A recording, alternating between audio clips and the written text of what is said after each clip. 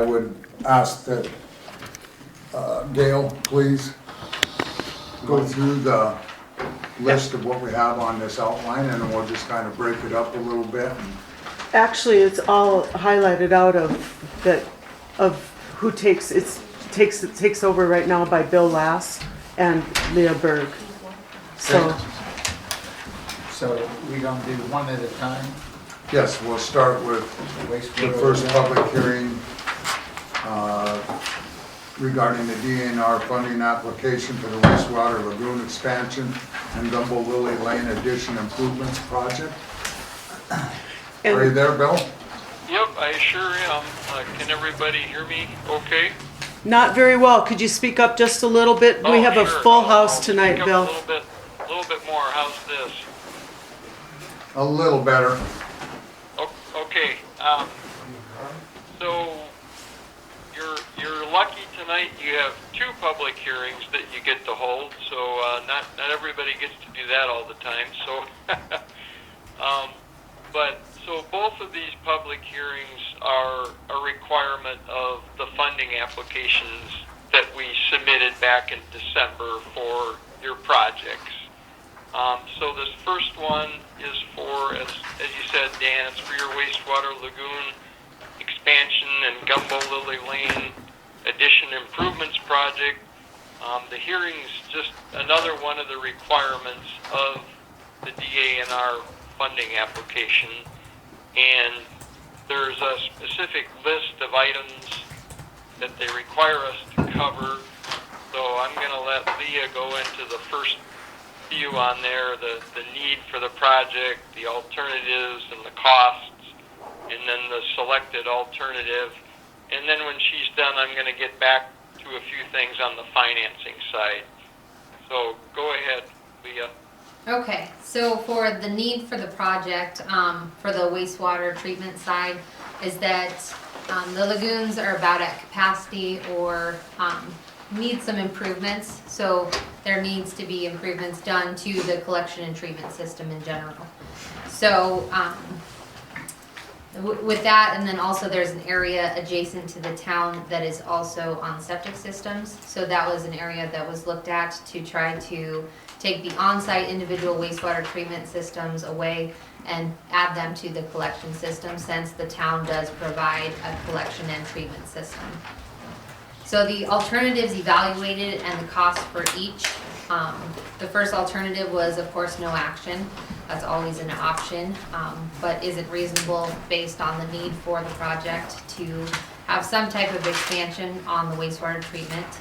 Regionalization was also looked at. That just isn't an option. That's if another community or collection system was close to the town of Hermosa that we could connect to.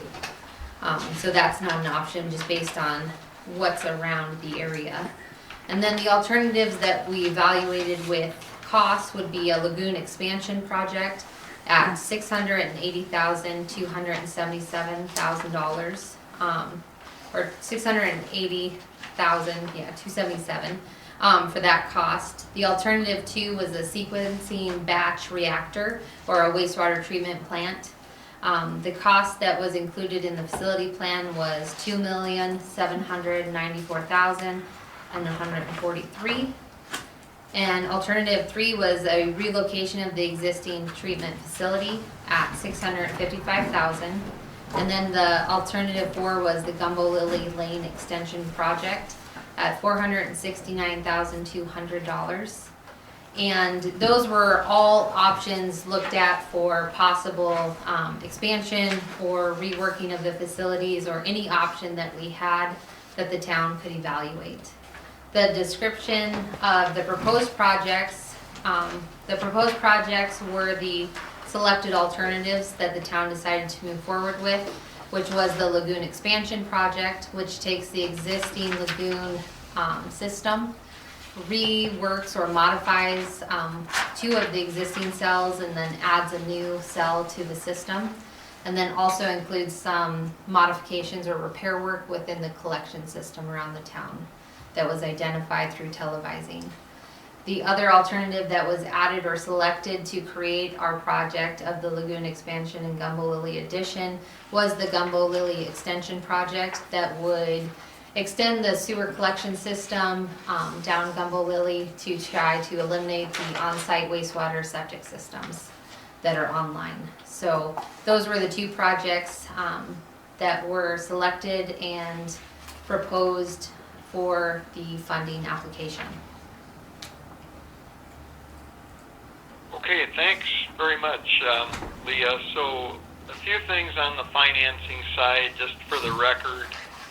So the funding application that was submitted, it's called a sanitary storm sewer facilities funding application. And the DANR could actually fund that from one of two sources.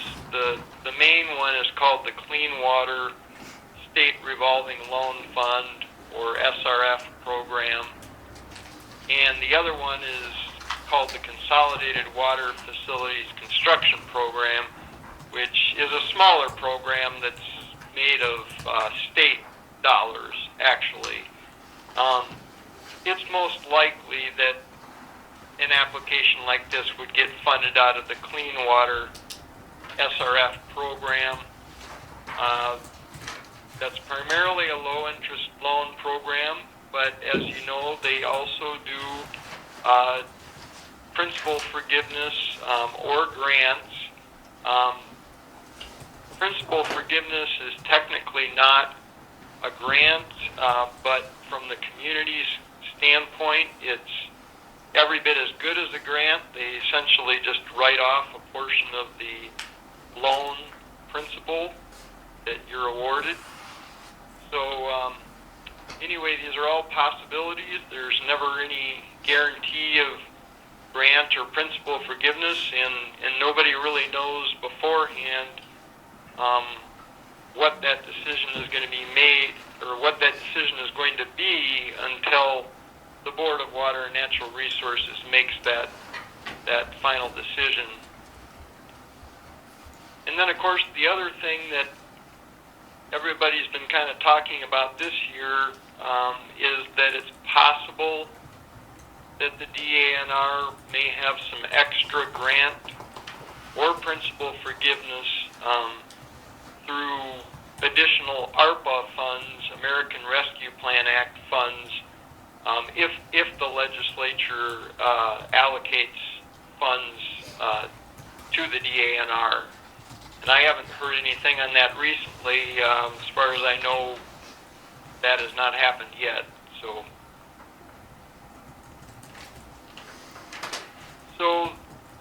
the amount of SRF loan to be borrowed for the project, so this is a little bit less than the project cost, because you have indicated that you're going to apply $76,000 in your local ARPA funds to this project.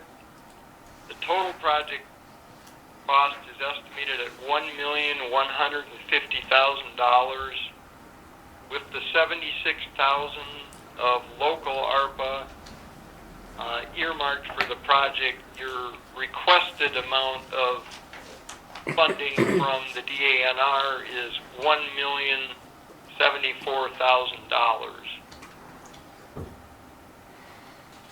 And I should explain that for purposes of this evening, and really your application as a whole, we are assuming that you're going to get all loan.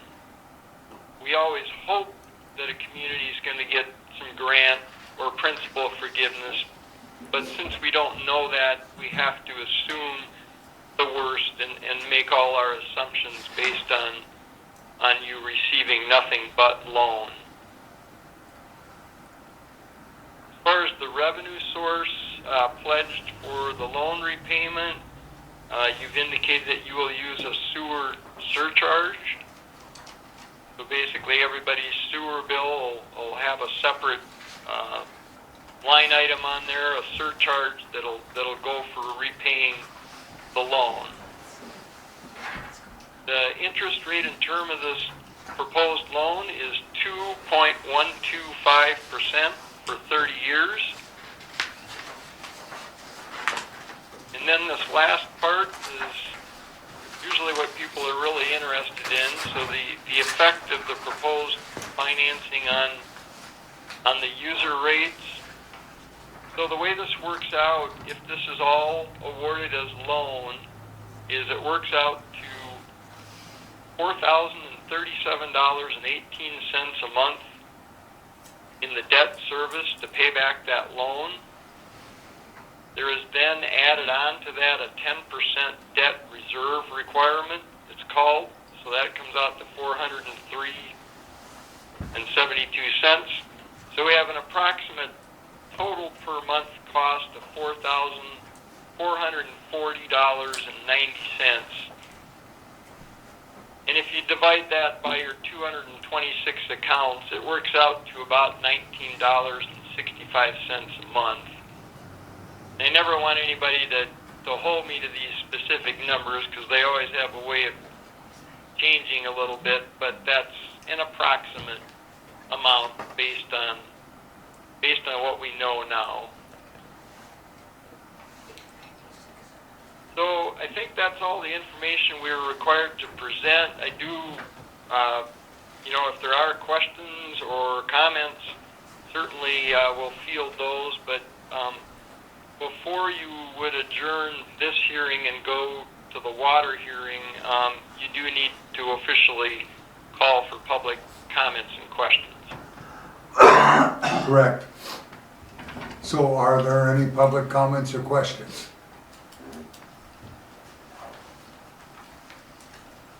Yes, sir. Yes, Leo Van Sambeek, and I was just wondering, with that cost estimate for the lagoon expansion, is that based on 100% engineering design? Or is that still just an estimate based on a 60% design or 80% design? Leah? The design for the lagoon expansion hasn't been completed, so it's not based on a construction estimate or 100% construction plans, but it's probably based on an estimated design concept to get to as close as we can get before getting into full design. So, in that regard then, what is the capacity in terms of sewer hookups? I don't understand how you could do a cost estimate based on a 60% design, and which means that you don't even know your size. It was based on the 226? well, the area available to do a lagoon expansion, and then also to serve the existing community and the proposed expansion around the area. And that's how many hookups? Well, we've got the present now that we're roughly 300 users. And we were figuring on doubling that capacity, and that's where the ratio basically came Right. from. So, plus we're taking 2 of the cells and combining the cells into one big cell. So we're actually gonna have 3 big cells, and a third cell will be twice as big as the one we presently have. So the volume and area that was compact or designed was for that.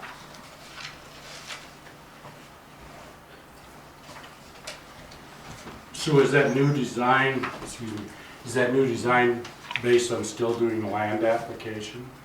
Correct. So I'm curious why you want to eliminate septic tanks only to take it to the lagoon to then put it back on the surface. The treatment side of it, you still gotta test everything, as you well know, before it can be land applied. Yeah, And it has to meet the levels to be land but that's applied. not answering the question. Well, it is when DANR is wanting the septics to be eliminated in the projects that we've been involved with all throughout the community, so. And that's for the community, for you out-of-towners that aren't in town, there's a difference in that ability where you have them abilities. For the in-town municipal residents, that's what they're wanting to achieve, and that's where their ultimate goal is now. I know it probably don't make sense, Leo, but it's a state project, and you know, as long as you've been in engineering, some things don't always equate as what you'd like them to with state regulations. Any further questions?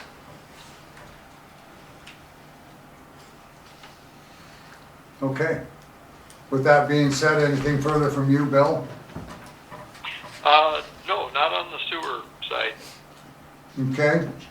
Go ahead and go on with your water. Okay, we need to run through the same thing on the water side. So this is related to the funding application that was submitted in December for the new well, the WRT system, and the Gumbo Lily Lane addition improvements. And I'm going to turn it over to you, Leah, to go ahead with the first few items. Okay, so on the water side, the need for the project is the fact that the town has a well right now that is inactive and requires treatment due to radium levels. So we looked at that option, and then also both of those wells, the one that would require treatment and also the one that is in service, are in the same aquifer. So a long-term quality of water solution would be to drill a new well into the Madison aquifer, which requires going outside of the town limits to achieve that access to the Madison aquifer. And then also the Gumbo Lily Lane area to expand into that area where only a 2-inch water supply line is being used right now to supply an area. And also looking at annexation, but if the sewer was something that we were looking at for the septic, we looked at also the water supply in that area. So all alternatives that were evaluated and the cost for each. Again, we looked at a no action option for the town, but based on the need, we moved forward through that one. Blending the two wells together, since one does treat or does fall in acceptable limits for radium levels, there's one out. We looked at a blending option that just wasn't feasible. So regionalization was another option that we looked at for water supply, since there was an issue with a well source. And that amount came for construction of $590,947. And that was the construction side of it, which would then require also the purchase of water from a regional type source. The Hildebrand treatment system was looked at for the well treatment for what we refer to as a new well that was drilled in 2006 that is out of service. And that requires an evaporation pond for the recharge cycles, which made it an ongoing serviceable item for the treatment. And that came to a total of $292,793 for the cost, with ongoing costs through treatment. The WRT water treatment system is a modular component that removes the radium by flowing the water through canisters to remove the radium, and it can remove uranium as well. That came to a total of $526,500. And then drilling the new Madison well just outside of the town limits, I think it's 2.5 miles outside of town, and then piping it back to our distribution system was $2,454,410. And then the Gumbo Lily expansion, which would take the water main all the way up Gumbo Lily and allow the town to loop the system over to under Highway 79 and over to the water main that's being installed right now, and serve that area. That came to $543,480 for that alternative. And then the description of the proposed projects, we combined 3 of these alternatives together to bring our funding application forward. So it was drilling a new Madison well, the WRT treatment system, and the Gumbo Lily Lane area. And so that's would solve our source problem with the WRT treatment, would also allow us to have a long-term solution for a water source with the Madison well, and then serve that adjacent area of Gumbo Lily that's only a 2-inch line, would have a full state required size of a line, and would provide fire protection in that area. So those are the alternatives and what combines to create the project. Okay, great, thanks a lot, Leah. So on the financing side with this application that was submitted, it was called the Drinking Water Facilities Funding Application. Kind of similar to the wastewater side, this gets you into consideration for 2 different funding programs. One of them is the Drinking Water State Revolving Loan Fund, or SRF program. And then the other, again, is that Consolidated Water Facilities Construction Program. And like the wastewater, it's most likely your application would be funded out of that Drinking Water SRF program. And also like the wastewater, some principal forgiveness or grant is possible. And then again, the notation on the ARPA funds, again, if DANR would receive additional ARPA funds, there could be the potential for extra grant or principal forgiveness. So on the amount of SRF loan to be borrowed, and I don't know if everybody has a copy of the outline, but I'm actually going to give you 2 sets of numbers on some of these things. I put this outline together right before the town received the news from Custer County about the pledge of the $500,000 in their local ARPA to your WRT project. So what I'm going to do when I run through these numbers is I'm going to give you 2 sets of figures. The original amount that you will see in your outline, and then the new numbers based on that infusion of $500,000 into the project. So as far as the amount of SRF loan to be borrowed, the original request that we had in here was $3,525,000. With the pledge of $500,000 from the county, that amount would reduce to $3,025,000. The revenue source pledged for the loan repayment, again, is a surcharge, this time a water surcharge.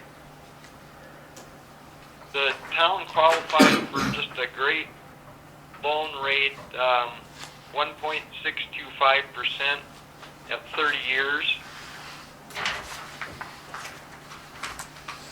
So then as far as the effect on user rates, again, I'm going to kind of go into a couple different numbers here. So based on the full loan amount, the original loan amount with no county ARPA funding, it came out to, again, assuming all loan, it came out to $12,378.04 a month in your debt service. We add on 10% for your debt reserves, and we end up with a total of $13,615.85. And if we took that original amount, divided it by your number of accounts, it worked out to about $53.61 per account per month. So pretty substantial number.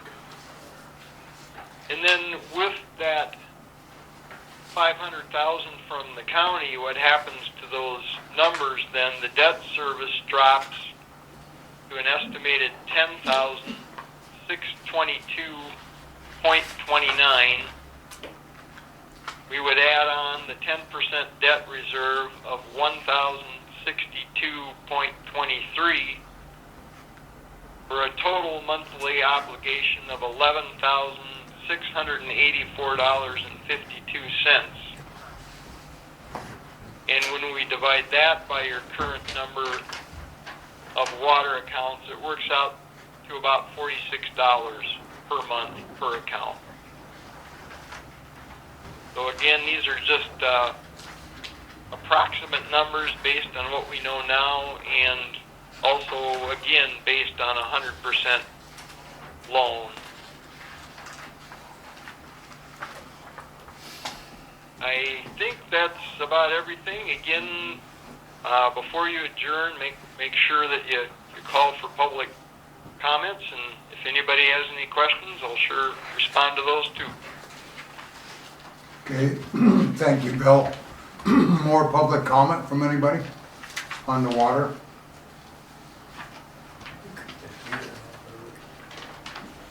I have a question. Yeah, It's Matt Steen. So, the surcharges you're talking about is to repay the loan, I understand that. So you're talking a $75 surcharge on everybody's water bill plus what they're already paying? it's actually 65. Well, if you go 53 and 20, that's close to 75. Before the 500,000 though. Yeah, before the 500. The 500. I'm just going what's on the paper now. Right, So it's an additional charge onto what they're already paying. correct. So we're gonna pay over between 130 and 150 bucks a month just for water and sewer. It'd be Every- 103 with the 30, For in town. right. Correct. And that's if it's all loan. Yeah, You know, in base, normally what we've always received is 30% grant or forgiveness and everything that we've ever went in for. So when you get them circumstances, then it knocks everything, not quite in half, but knocks it down. so do you worry about town people that cannot afford that? What are you gonna do for them? The other thing about it is why we're looking at this, is we looked at Southern Black Hills Water Regionalization. Now we go there, as it's been supported before, you're gonna be looking at $85 a month on top of $30. And then in 5 years, you're going 5% more increase after that, or more. There's no guarantee it's gonna stop.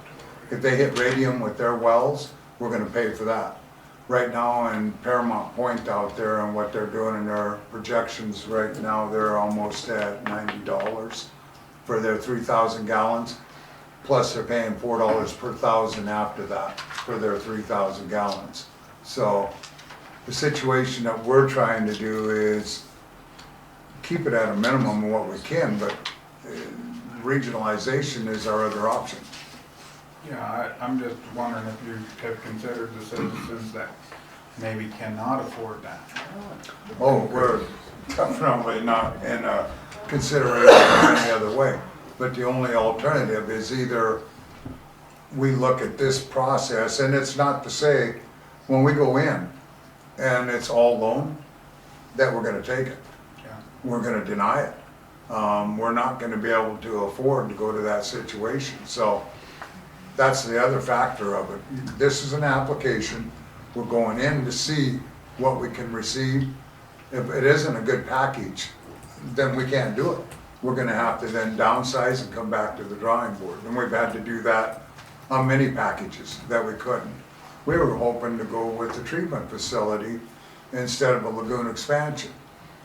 That put us $2 million higher on than what we are in our lagoon expansion. And whether with development or not with development, it's inevitable, it's coming. And if we don't prepare, it's gonna gobble us up even worse. So it's just in a circumstance where we have to prepare for it. And if you don't prepare for it and do your studies now, you put yourself in a bad circumstance where it'll eat you up even more. And we've done our work with the facilities plans for the last 2 years on the regionalization to where we would be to stand on our own. If we go to regionalization, we're still gonna have to have our own public works. We still do all our own testing. Well, the testing's the only thing we don't do. We still have to do all our own treatment. We still have to take care of everything we do in our well houses as well as what we do in our regular public works ability. So we still have that cost over the top. We still have to pay for our debts that we already have. Regionalization is gonna cost us $4,000 a month for 1,000,000 gallons of water, plus $4 per thousand after that 1,000,000 gallons. In the summer, we run anywhere from 1,500,000 to 1,800,000 a month in water. So if you're watering lawns or watering anything outside, in the regionalization side of it too, you're going to be in that $300 a month range, 150 to 300.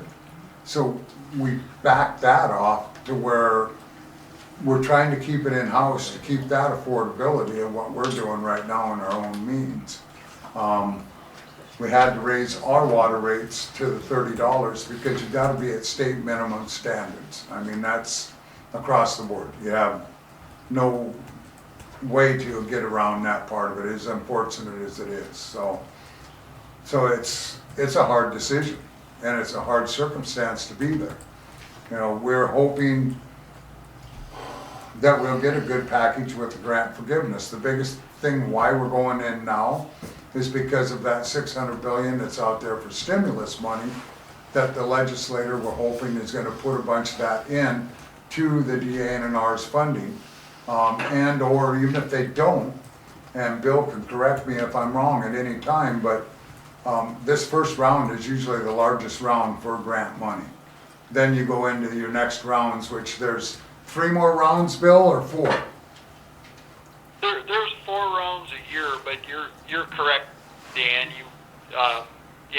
This is the first round, even without that potential for the additional funding.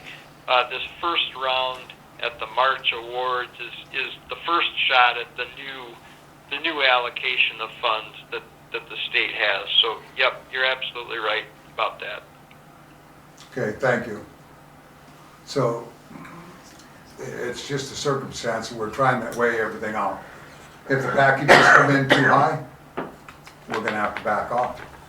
Go into a different circumstance and regroup and go at a smaller package. We may only be able to do half of the package. We may only be able to do, right now, the lagoon side of the package and not do the water side of the package. So we got the affordability and then wait another year and then try to go into the water side of the package. The minimum that we know we gotta do is WRT, so we still have our 2 existing wells, and that's huge. If one of the wells goes down, we have to have the backup. And then with that, we're roughly putting 160 gallons of water out right now with the 2 wells at full capacity. So we can sustain where we're at. The towers were at what, 430,000 gallons of water is what they are? 540 altogether. So, you know, with that and sustained where it's at in that situation puts us in that circumstance only. So all we can do is, this is the first step to see where we can go with the packages. You know, we looked at the Madison well. The biggest thing about it, and roughly, whether it's on Negebauer's property or Shorb's property, it's roughly 2 to 2.5 miles, I believe is what we projected it out. To where we would hit the Madison Formation. Most of the Madison Formations, the nearest one is Hart Ranch, and of course Hermosa water users out here. Both of them are 300 gallon a minute wells. So in their statistics of what they've had in them wells, we know that we're gonna be in that range of that, be able to have that production. And then with that, we're also putting a tower up, a treatment center, to be able to feed from that location also. So not only would we have our towers here, we'll have a tower there and be able to gravity feed down from that one also. So that's the whole projection on that side of it, to put it together there.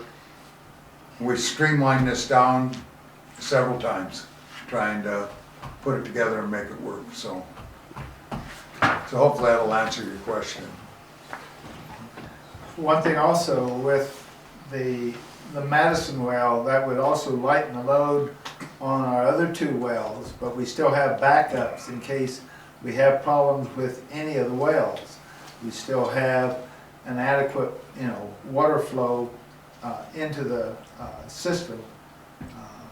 And if we have problems with any of the wells, whether it be equipment problems or test results that come back, we have the alternative to isolate those away and still have adequate water volume for the town.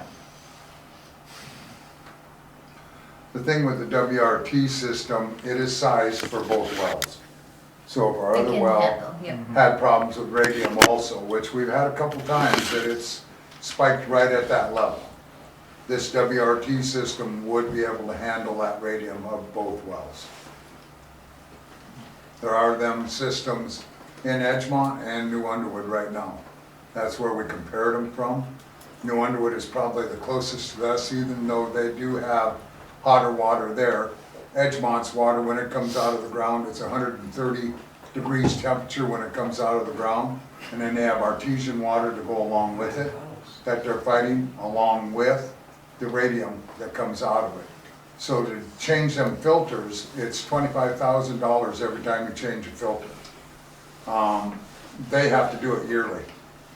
New Underwood is getting by about every 5 to 6 years on doing that. So there is where we would set a fund aside, of course, for that and have that set up. So that's why we went with the WRT system.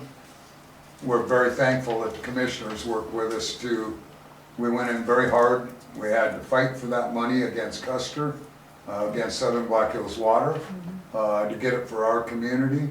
And we're very proud we got $500,000 from them for that project. Any other questions? Yes, sir. Ken Fortune, 140 North Second Street. How far into the future is this going to be? The What do well, you think it might be? the well, or the lagoon? The well is gonna be a 20-year Oh, okay. anticipation. The lagoon could be 5 to 10 years. Yeah. Okay, I won't have to worry about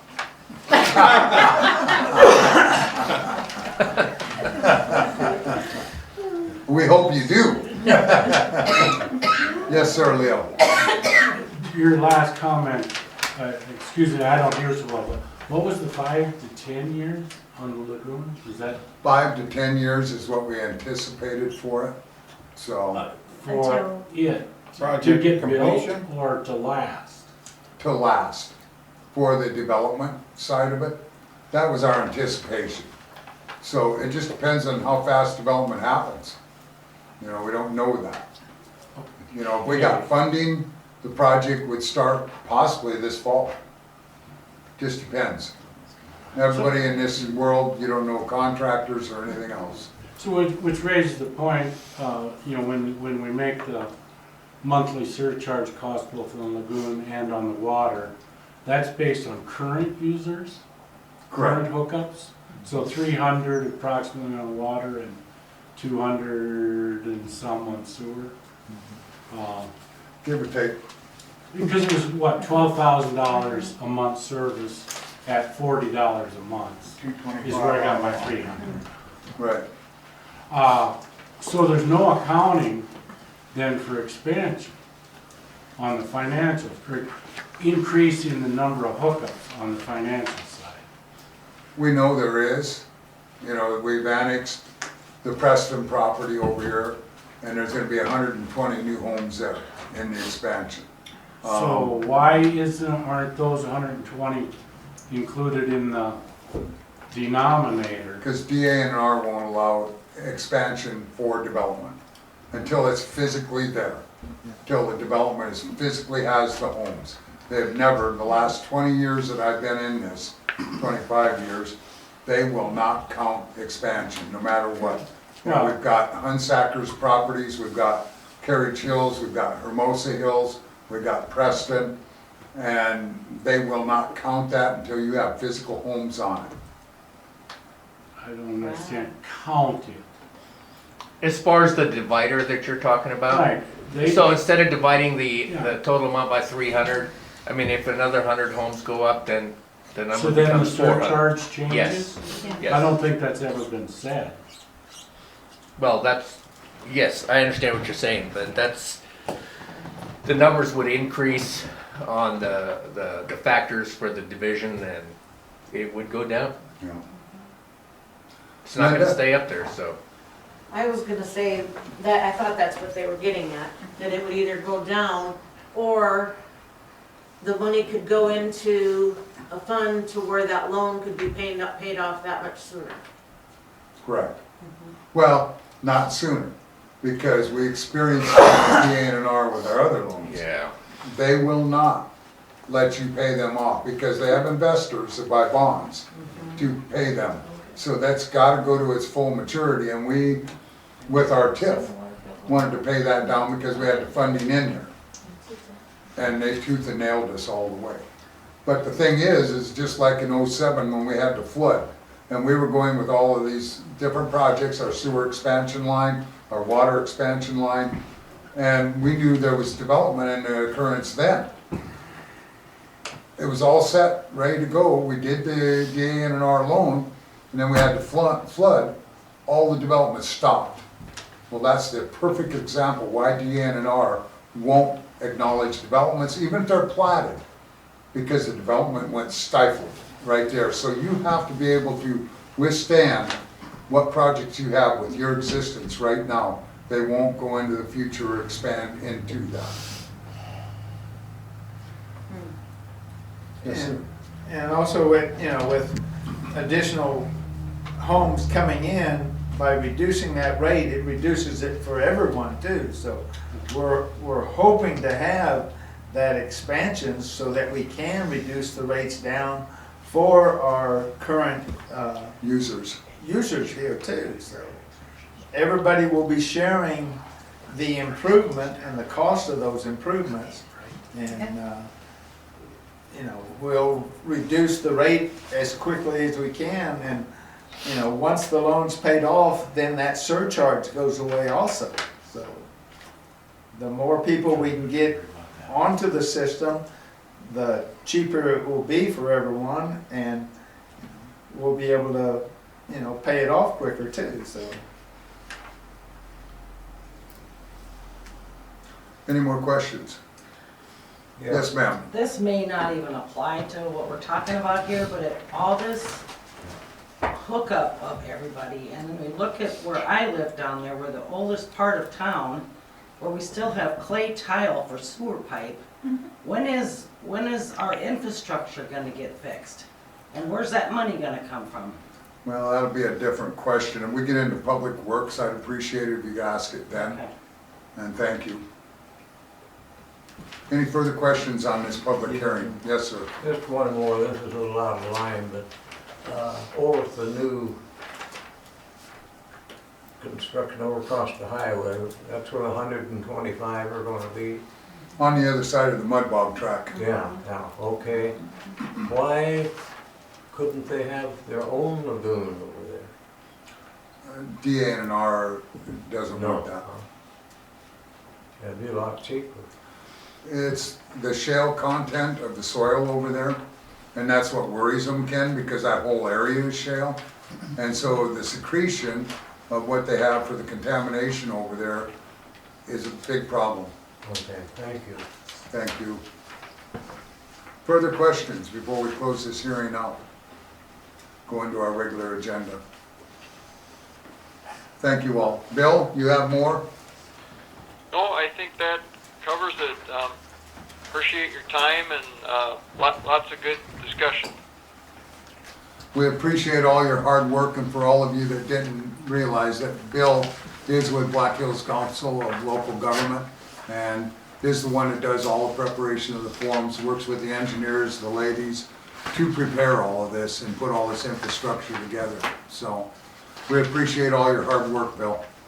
Well, you're certainly welcome. Thank you, sir, and have a good evening. Yes, thanks, everyone. Bye. Thank you. So being 6:47, I need a motion to end the public hearing. So moved. Mr. King makes that motion. Do I have a second? I'll second. Second by Schumach. Further discussion? If being no further discussion, all in favor say aye. Aye. Opposed, same sign. Motion carried. Thank you, board. Did you get it from Vicki? I didn't hear anything. I did. Okay. I did say aye. So Thank you, Vicki. we will move forward to number 3. Call for changes of the review of our current agenda items. Anything from the finance officer that needs to be changed No, or amended? No. Anything from the board? Motion If to not- accept as presented. Mr. King makes a motion to approve, accept the agenda as presented. Mr. Flug seconds it. Further discussion? Being no further discussion, all in favor say aye. Aye. Opposed, same sign. Motion carried from all of you. Thank you. Item number 4 is the consent calendar. Approval of the February 1st, 2022 minutes. Any concerns or questions from the board?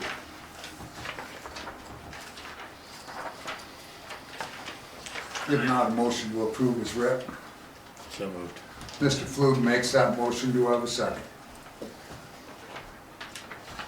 I'll second. Second by Schumach. Further discussion? Being none, all in favor say aye. Aye. Opposed, same sign. Motion I'll carried. abstain, I wasn't there. Item 5 is claims. Review of the payroll and the claims. On the RCS claim now, we do have the Preston family monies now. Are they being applied mutually 50/50 is what was agreed in the agreement? we haven't received those funds. Oh, okay. We'll have to address that. I thought maybe they'd already been addressed yet. That might be something we look into then, John, is that contribution that was in the agreement and have them forward that ahead. We had our first claim come in, so we definitely need to work towards that, so that would be appreciated. And then Gail will do a follow-up on that, because with that agreement, that was supposed to be immediately, that we had them funding brought in. Is that, excuse me, Dan, is that all 300,000 or half? Correct, correct. And then if we didn't use for any purposes that other half, then it would be refunded. If we don't get water? Well, that's what I mean. That's in the contract. So, but with the sewer and water portion of it being applied, so that's what our agreement and what the contract reads, so. So that'll be appreciated, and that way we'll do the mutual split on that portion of it then. Any further questions? Yes, sir. Yeah, this, the Miller Construction, you need to take out the spread, because we know you donated your equipment and stuff to spread it out, but he did deliver all the loads of gravel. No, not on that. Oh, is that a different With one? this, in the contribution of what it was what the price was including that, and then with me going back all the times to keep it level. And if we have that agreement with the school, this is the full amount that needs to be reimbursed by them. No, I understand that, but I was just looking at the haul 3 loads, 1 inch clean. Right. And spread, you did Right. the spreading, so. Right, and that's why I say I mean, we the had money doesn't change, but the title does. the 200 per load was the rock, and then I figured 300 for spreading it, and then that gives us enough room to go back where each time we're gonna have to go back, fill ruts, wheel pack. Yep, I got It's you. all included in it, so it's gonna work out to $25 an hour. Yep. All right, I'll make a motion to approve the claims as presented. Okay, I have a motion by Mr. Flug, second by Mr. King. Questions, Gail? Well, I was just wondering how you could approve the claims when down in new business is, the new business has those claims under new business for approval. I was thinking that maybe you might want to move those new business items up first to approve, and then approve the claims. Okay. Since We you can do have, that, or we can sustain them until next claims. So we can amend that motion Okay. and allow that to wait till the next claims, till after we do new business. All right, I'll amend that motion. Because that came in right away, it was applied right away, Gail's right on it, so I appreciate that, and I appreciate that comment, Gail. So, there's actually 3 of them there. It would be the approval of the rock on Nichols, and the approval of the 3rd and 4th streets, and then the approval of paying the redemption of the tax lien. yeah, Did you verify that amount? Mm-hmm, Okay. So we just gotta bring them a check? mm-hmm. So, Which one is it on? So it's under new business? No, I'm on the claim. Oh, it's under Custer, Oh, there it excuse is. me, Custer County Treasurer's Office. Yeah, okay, see it, thanks. I didn't hear back from that, so.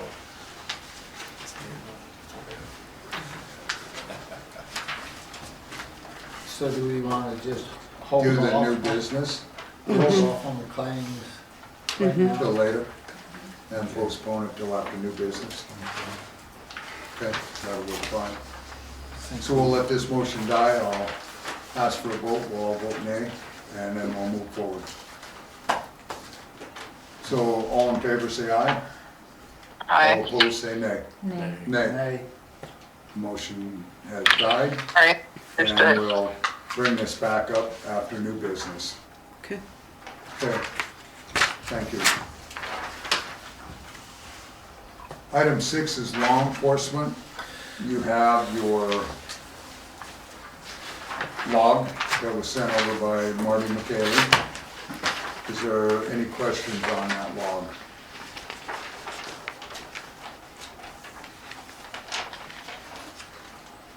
Was there any committee reports sent at all about anything they had or any? No, and Jeff, Discussions. Lieutenant McGraw said he's only going to now start attending the first meeting of the month, No. but no other reports. Okay, and then item B is that Homeland Security grant. Did you happen to get the vehicles charged up and started? So we just need to take them in then, or did you do I that? haven't yet, no. Okay, so what you're gonna need is somebody to help follow you in and, Well, the Homeland, for those radios, the radios aren't available yet. oh, here they aren't. No. They haven't come in yet. They haven't come Oh, in, so.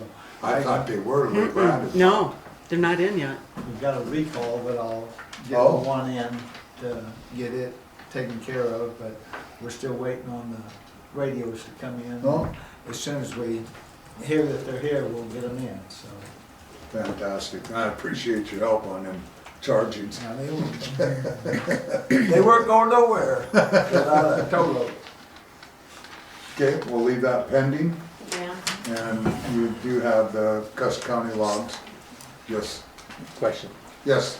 I don't think, many months ago or whatever, when we were talking law enforcement, I don't think it was ever really truly answered what the long-term goal is for law enforcement for Hermosa.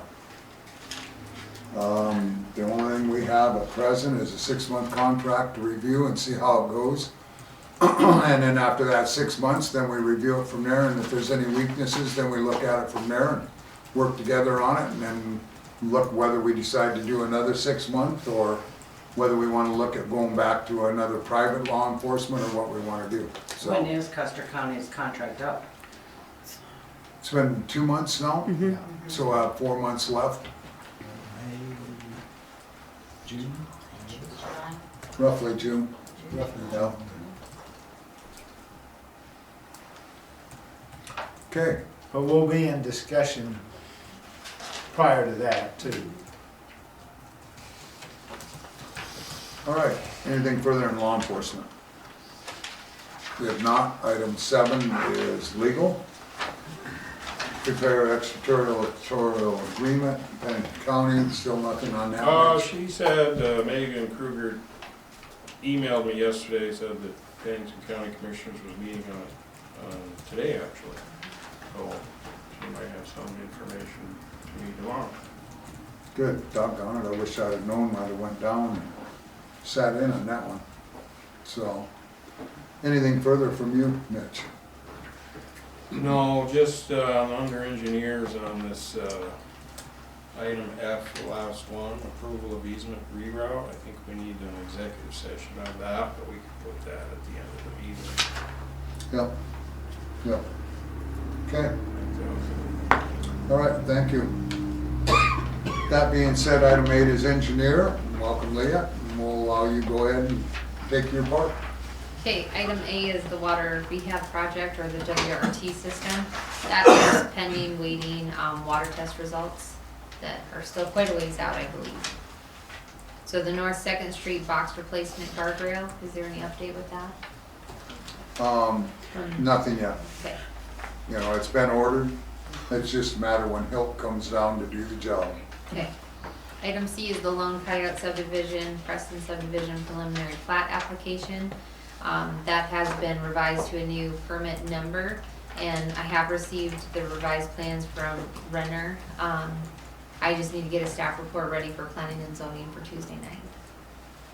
Because that's on the agenda for, or should be on the agenda for Tuesday's P&Z meeting. Excellent. The Hermosa sidewalk project. Excuse me, Dan. Yep. Can I ask a couple questions? So Leah did answer the question about going to P and Z next week. Yep. Plat, okay. And I don't know if this is even the time to ask these, but at some time we agreed to no streetlights out there because of the size of the lots, and I just want to make sure that's still in order. Do you have any thoughts on that, or? I guess we haven't, till we get into the plat part of it, and what your recommendations are. Yeah, I guess I'll have to look at that. Okay. When was that I guess I did. I have a letter from the city, it's old. Okay. A year old. Okay. Okay. And thirdly, and Leah, this is probably for you, the lift station, I'd like you to consider having those pumped instead of a generator in a shed. It's quite a large generator, about 50 grand to do that. So if we could have somebody pump that lift station, there's quite a bit of storage if the power goes out. So if you would consider that, it's just, okay, you understand what I'm asking? Yeah, I understand. Excuse Yep, me. and that would, yeah, that would have to go with the state requirements too. I'd have to look into that requirement as well, to That's see if all I it's have. something that we could waive or look into. That's all I have. Yeah, because with us, we've gotta have ours, which is mobile, to go to whatever, because we have 2 lift stations and then the well. So, requirements are that you have to have a generator to be able to take care of that, because to get somebody to pump, it falls into a bad situation if you can't get that individual out. Right.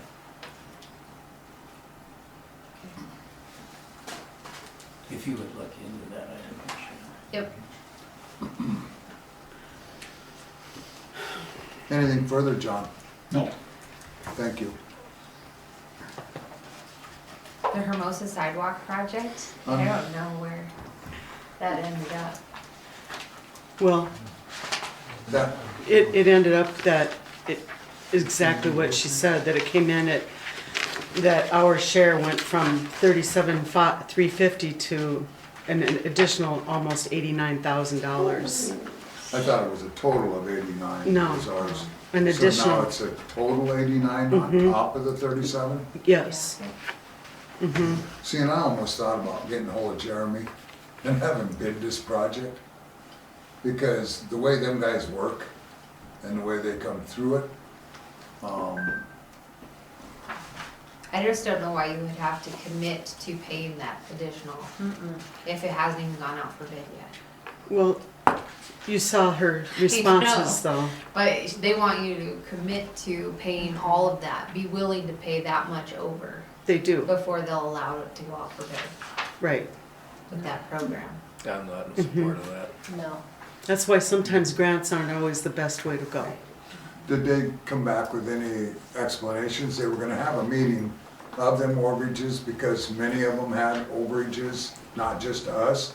And they were gonna discuss how to deal with that. Yeah, I Did didn't, they ever come back with no, anything to I us? didn't hear back from her. I'd sure on that. like to follow up with that and see if they came back, because in our other sidewalk project, like on Fifth Street, when we did that, they were almost 50 grand over on that project. The state carried it for 2 years, and then finally they covered the overage just to get it out of the books. And I don't know with this, now with all the ARPA money, she was talking about possibly there would be some more funding there to help on some of these cost changes because of the way the economies have been in the last 3 years. So maybe we need to follow up with her again and see if they talked about any of the overages above and beyond. And I know Leah had made that total statement that we fully didn't feel we should be responsible for all of them, but she came back and says, yes, we would be responsible for them. Well, we don't even know if they are yet until it bids. Correct. And so that's what I want to question, or I would suggest questioning, is why you have to commit to it before you even know what it's gonna cost. Is it something where we want Leah to, would you mind calling her? No, I can call her. Is that okay with the board? That's fine with the board, but if they're gonna insist on the additional 87, I'm gonna say we'll resubmit at a later date, because that's way too much money for the public to pick up on 87,000. My feeling is if we had a contractor come in and bid it, It'd be a lot feel less. we're gonna be there. Well, the last one was 230. It Fifth. was 230,000 for that little piece that he did. And we're less than that here. Well, it would be 120, just under $128,000. Yeah. so Unfortunately. it's too much. I mean, if you went for a bid, it would probably be more than $127,000 right now, if you went out for bid.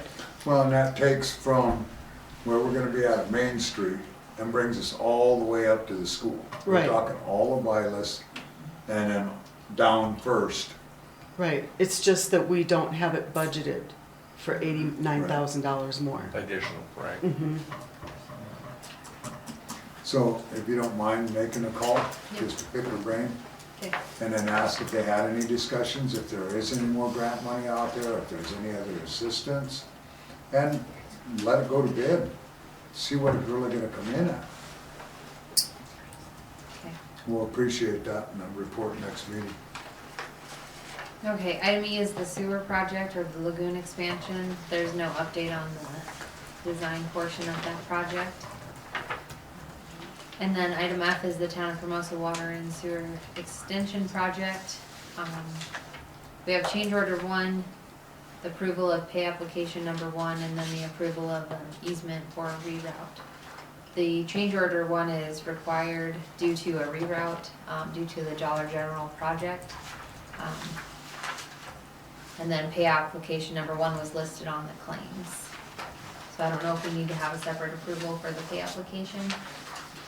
And we'll have to have an executive session like Mitch said first, Yep, okay, so we to want be to able wait to on come those back ones. and properly. Okay.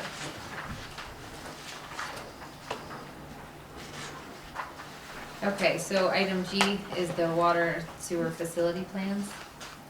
Those have been submitted, that's what we just talked about with the funding applications. I don't know if that needs to be on the agenda anymore, the facility plans.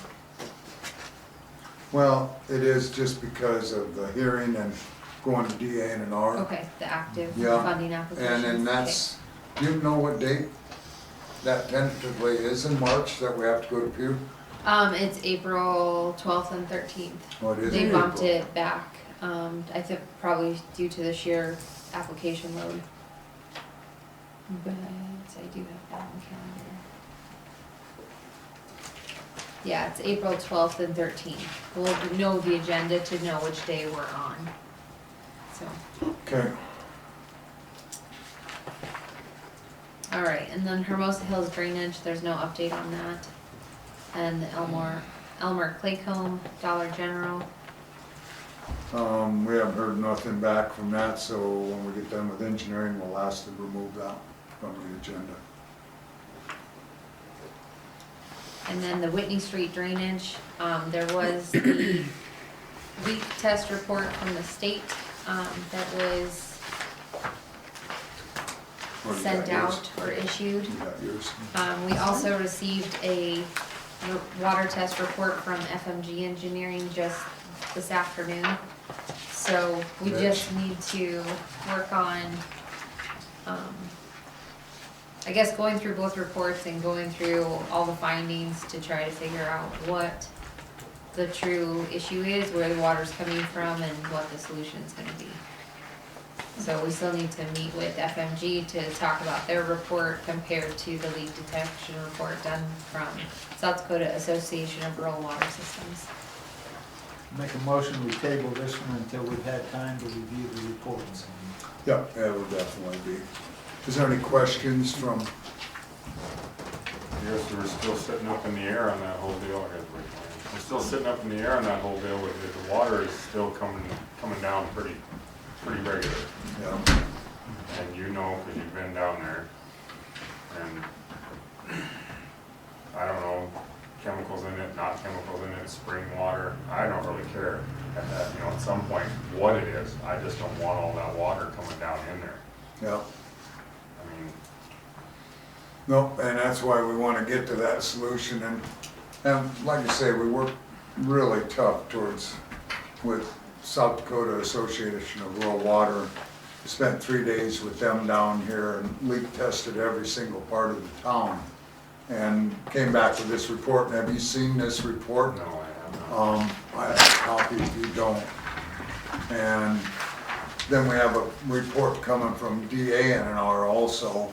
Luke was down here from City of Rapid City. And then Jason was here from Pier that was doing his normal stormwater at school.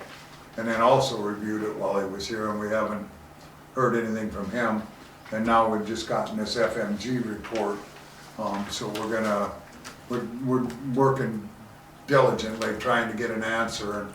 And I have expressed in our conversation that what we need to do is keep that water off of your property, and that we want it to try to be directed to the DOT. With the testing of the water, that determination will be whether it can go to DOT and into the creek. So we gotta cross that bridge also. And then we had talked that possibly the culvert that's been there forever, you don't have an issue with that because it's only local. Right. And that's not a big situation. I mean, the year after Gene hated our big fields, Paul, he hated that. I mean, he was able to drive through it, put equipment on it. And right at this point, I mean, you have to have muck boots to walk through it if you can't get in there. Yep, I mean, I can't have anything in there. yep, yep, It's just making it kind of unusable at this point. yep. And I'm worried about when I'm gonna be putting up hay, what the hay fields are gonna be doing. I don't know how long it can sit under water and still have grass grow. And there's a lot of concerns I have about it, and I realize everything's moving, as fast as it can, but it's moving pretty slow. I know. It's too slow for our purposes too, and that's why FMG now, Leah will schedule a meeting ASAP that we Yep. finally got in the report. We've been after them for 2 weeks, trying to get set up with them. And then with what we've done and all the state departments that we've had come through. So, and then we're the ones that took the incentive to come out with the gravel, and the welfare of Dad down there is our biggest concern, and you, getting in and out of there. So we'll continue as a town to do our good faith, to keep that in a good base for you, and work with you as strongly as we can, and we appreciate your patience. Any other questions from any of the board? Okay, we appreciate that. Anything else further from you, Leah? I don't think so. Okay, thank you.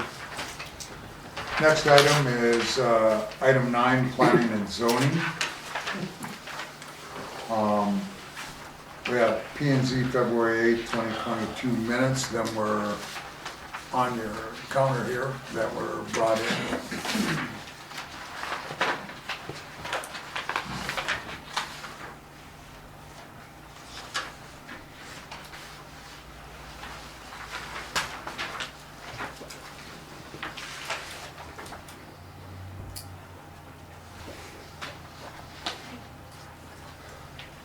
Everything there for your review. Any questions on the minutes? I'll move to item B, is that permit 2021-36 Lone Coyote subdivision, of course, is pending, as what we just had a review. Item C is review ADU ordinance pending per P and Z. Item D is permit 2022-01 informational parcel 9339 proposed towing, recovery, and used car lot pending. That was presented at the last meeting, and now the gentleman says he doesn't want to use it for towing, he wants to use it for a car lot, and wants to know the requirements that are going to be for that. So we're going to have to look at ordinance and requirements of what his stipulations would be on that one, and that'll be something that'll have to go back to P and Z. He only wants to do an informational permit, and to me, he's asking for conditions that are gonna present, that the engineer almost needs to present a staff report, because she's gonna have to go in and look at what the ordinance is and what she's gonna require as far as hard surface paving, on-site containment is what we have for a containment pond over here, screening, fence screening, what are they gonna do for water sewer, what are they gonna do for office? I mean, all of that comes into play in the ordinance as far as the permit process, not to mention all the slopes, the retention that's over there, because a big portion of it is slope. That's all in that property, and the way the topography is on everything there too. So, to me, that's a lot of work for the town to put forth without a cost being transpired to him, if that's what kind of information he wants. So I'm, I guess, asking the board, do we want to ask the gentleman that if he's going to do that, that he actually should submit a permit and an application, which would then trigger a staff report from our engineer to give us a report on what it's going to cost him to, or what it's going to be, have to be required to do to develop that lot. Well, we need to know that, just to know what he's gonna put on it. He's saying that he's gonna use it as a car lot. He's not saying what size, you know. Correct. Layout, you know, if it's gonna be all gravel surface for a car lot. He's not saying any, you know, hard surface. He's not saying, you know, if he's gonna have a building there, is he gonna have A garage. pit privies Yeah. instead of, you know, sewer? You know, there's a lot more information that we need from him for any type of permit, so. So I think we need to send that to him, that we're gonna need a permit application for a commercial car lot. So we can, even that, because it's gonna trigger a staff report in which he'll have a cost associated with that staff report when we get it back from the engineers. Yeah, is he gonna have any ground disturbance? Is he gonna be doing any grading? You know, that's grading permits, and that would then be required, so. Well, and the thing is with the location, it's going to put it where it's right by the road to the movie theater. And so that we don't have a, hard surface is what's gonna, to me, be a requirement in that circumstance in a commercial application. I feel he's gonna have to do it. Well, there's gonna be a lot of chemicals and stuff. I mean, most car dealerships wash their vehicles on a regular basis, so that, where's that all going? Yep. So, yeah, have them fill out a permit and then we'll go from there. This is actually not even on our agenda. It's on planning and zoning's agenda for an informational on this coming Tuesday night, so I'm not sure. We wanna send a message to P and Z of what we're saying to them, that they Yeah, need please. to ask him. It was brought up at P and Z that under commercial, towing and salvage does not Yeah. fit into that zoning. And that's what's happened. He's pulled that back from towing and recovery because of that zoning doesn't allow that. He just wants to put it in for an informational right now for a used car lot. It's not towing and recovery, salvage, nothing like that. Yep. And so the informational is that he is going to be, is on planning and zoning's agenda for Tuesday night for a letter from planning and zoning to the South Dakota South Dakota, I'm not sure exactly where, that we would allow a used car lot on that. But he doesn't want to go forward. He hasn't even purchased the property yet Right. until he knows that he can go forward with a used car lot. Well, I wrote a memo on that. Mm-hmm. Okay. Yep. And so he needs to be prepared to what it's gonna happen too, though. He's gonna purchase the property, that it's gonna be hard surface, containment, fencing, the building, the water, the sewer, the grading of the lot, since it's so much topography around there. It's all slope coming down. He goes to cutting into that. We've got all the housing up above him. We've got the fire hall on the backside. We've got the truck stop on the other side. I know. And he's gonna have to have a drainage plan to be able to assist all of that, so it don't wash everything out. So there's a lot of concerns about that particular lot. Mhm. So that message will be a verbal from the board. Okay. And what they're All right, asking and what their feelings are. sure, okay. What it will figure on that side of it. Item E is the Hermosa ordinance number 30, proposed updates under new business. So we'll have that there. Item F is permit 2022-02 subdivision plat application for G&G development. That was talked about at P&Z. That'll be a pending situation for us. ACES is going to be preparing a staff report on that, and then they've worked that out to where they're, I think, gonna have that turnaround, and he's gonna gravel that surface coming around that back side so that emergency vehicles can get around there. He didn't wanna pave it, but he said he would gravel it and make it so it's a usable access to get back from one side to the other for emergency vehicles, so. Like the loop? You're right. You're talking about? Okay. Correct. So he was supposed to come to P and Z with that sketch plan and what his proposal was, so you could staff report it, and I don't know that anything has come in yet. So, I was gonna say I hadn't seen it. so that'll be the next situation on that one and what'll be coming at you. Item G was that review of chapter 117 to regulate and license transient merchants under new business. That one is also under our new business practice. In the minutes, you could see that P and Z referenced that they had reviewed it, did not feel that it was as explanatory as 113 is, our present ordinance, and recommended before they even had public input that they would rather keep 113. And so we'll have that decision when we come into new business.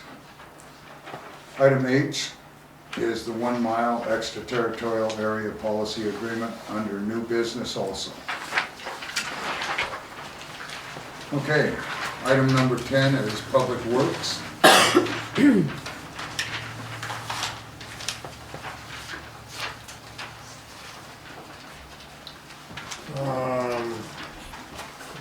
Number streets, and the lights. They did come in on the tuna boat.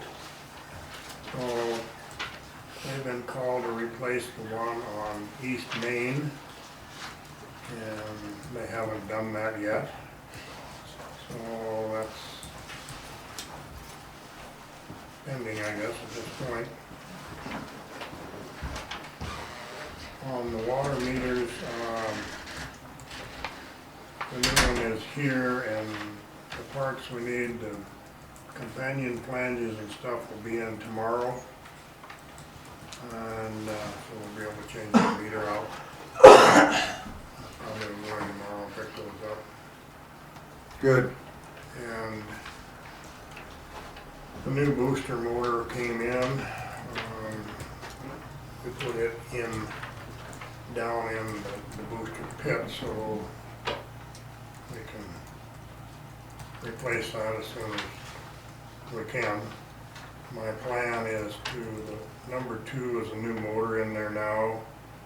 The new motor I got, the Blue Book, is down in the hole now, so what we'll do is pull that one out, put the other new motor in, and we've got a reman for a spare, and the one we're taking out periodically makes noises, so I don't know if we want to take that in for a reman or just hang on to it till we need it later, or it is usable, but I don't know what we want to do with it. What's our cost for remanufacturing them or As repairing them? much as the new one is. We had the one reman and it was right at $400, and I got a brand new one shipped right here for $419. Plus I had to go to Belfouche twice. So we'll have that good to go on that further, Mr. Ferguson. One quick, are you replacing that check valve when you replace that one? Actually, we couldn't get it to do that in the last 2 or 3 times we've been in there. That's a bolt-in check valve, and I don't know what the availability is. But we've not caught it doing that since, so I don't know if there was something caught in it at that particular time, but we're still monitoring that to see. Wouldn't be a bad thing to see if there's one available and the guy's in there Yeah. changing that. You know how long that's been since that was built, so I don't know if we can even get that style of check valve anymore. Probably,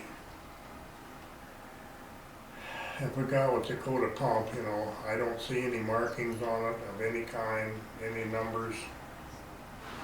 You know, so it's gonna be, Do we have any of the information when that was installed in there? yeah, I've got all that in that file, but it doesn't specifically state the parts. So the motors were listed in there and some of the valving, but those particular pieces are not listed. So I could probably, you know, get with Dakota Pump. They may remember what they were, you know, but it's been several years. Okay, But they're check still- into that They're still in business, so. further.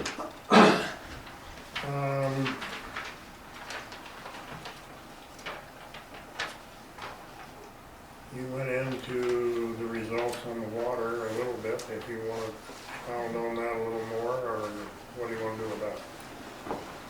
I think, you know, where we are, we put the notice out from rural water, what we've done. Now, you need to also review the report from FMG, and then we'll set up a meeting with them, have a review of that, and it needs to be an ASAP thing.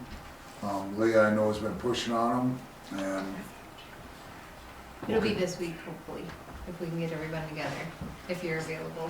so we really have no other reports on this until we get to that status. You know, we've done everything in our part, in our testing, and alleviated anything from the town side, so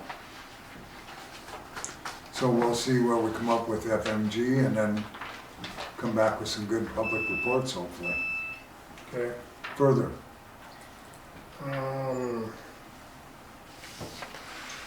Just been monitoring the lagoon to see what's going on there.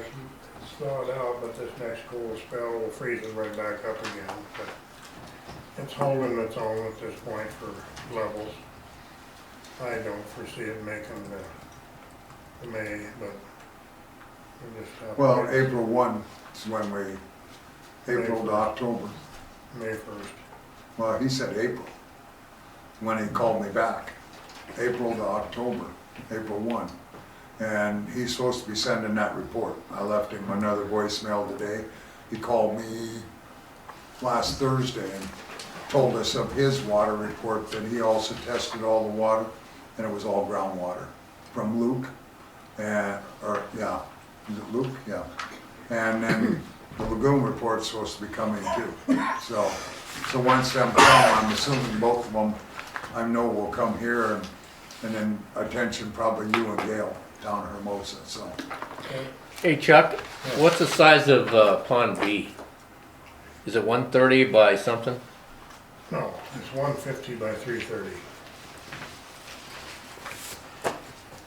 Leah, what's the new one? 150 by what? 330. It's 150, the new one could be It's a 2 acre cell. 330 by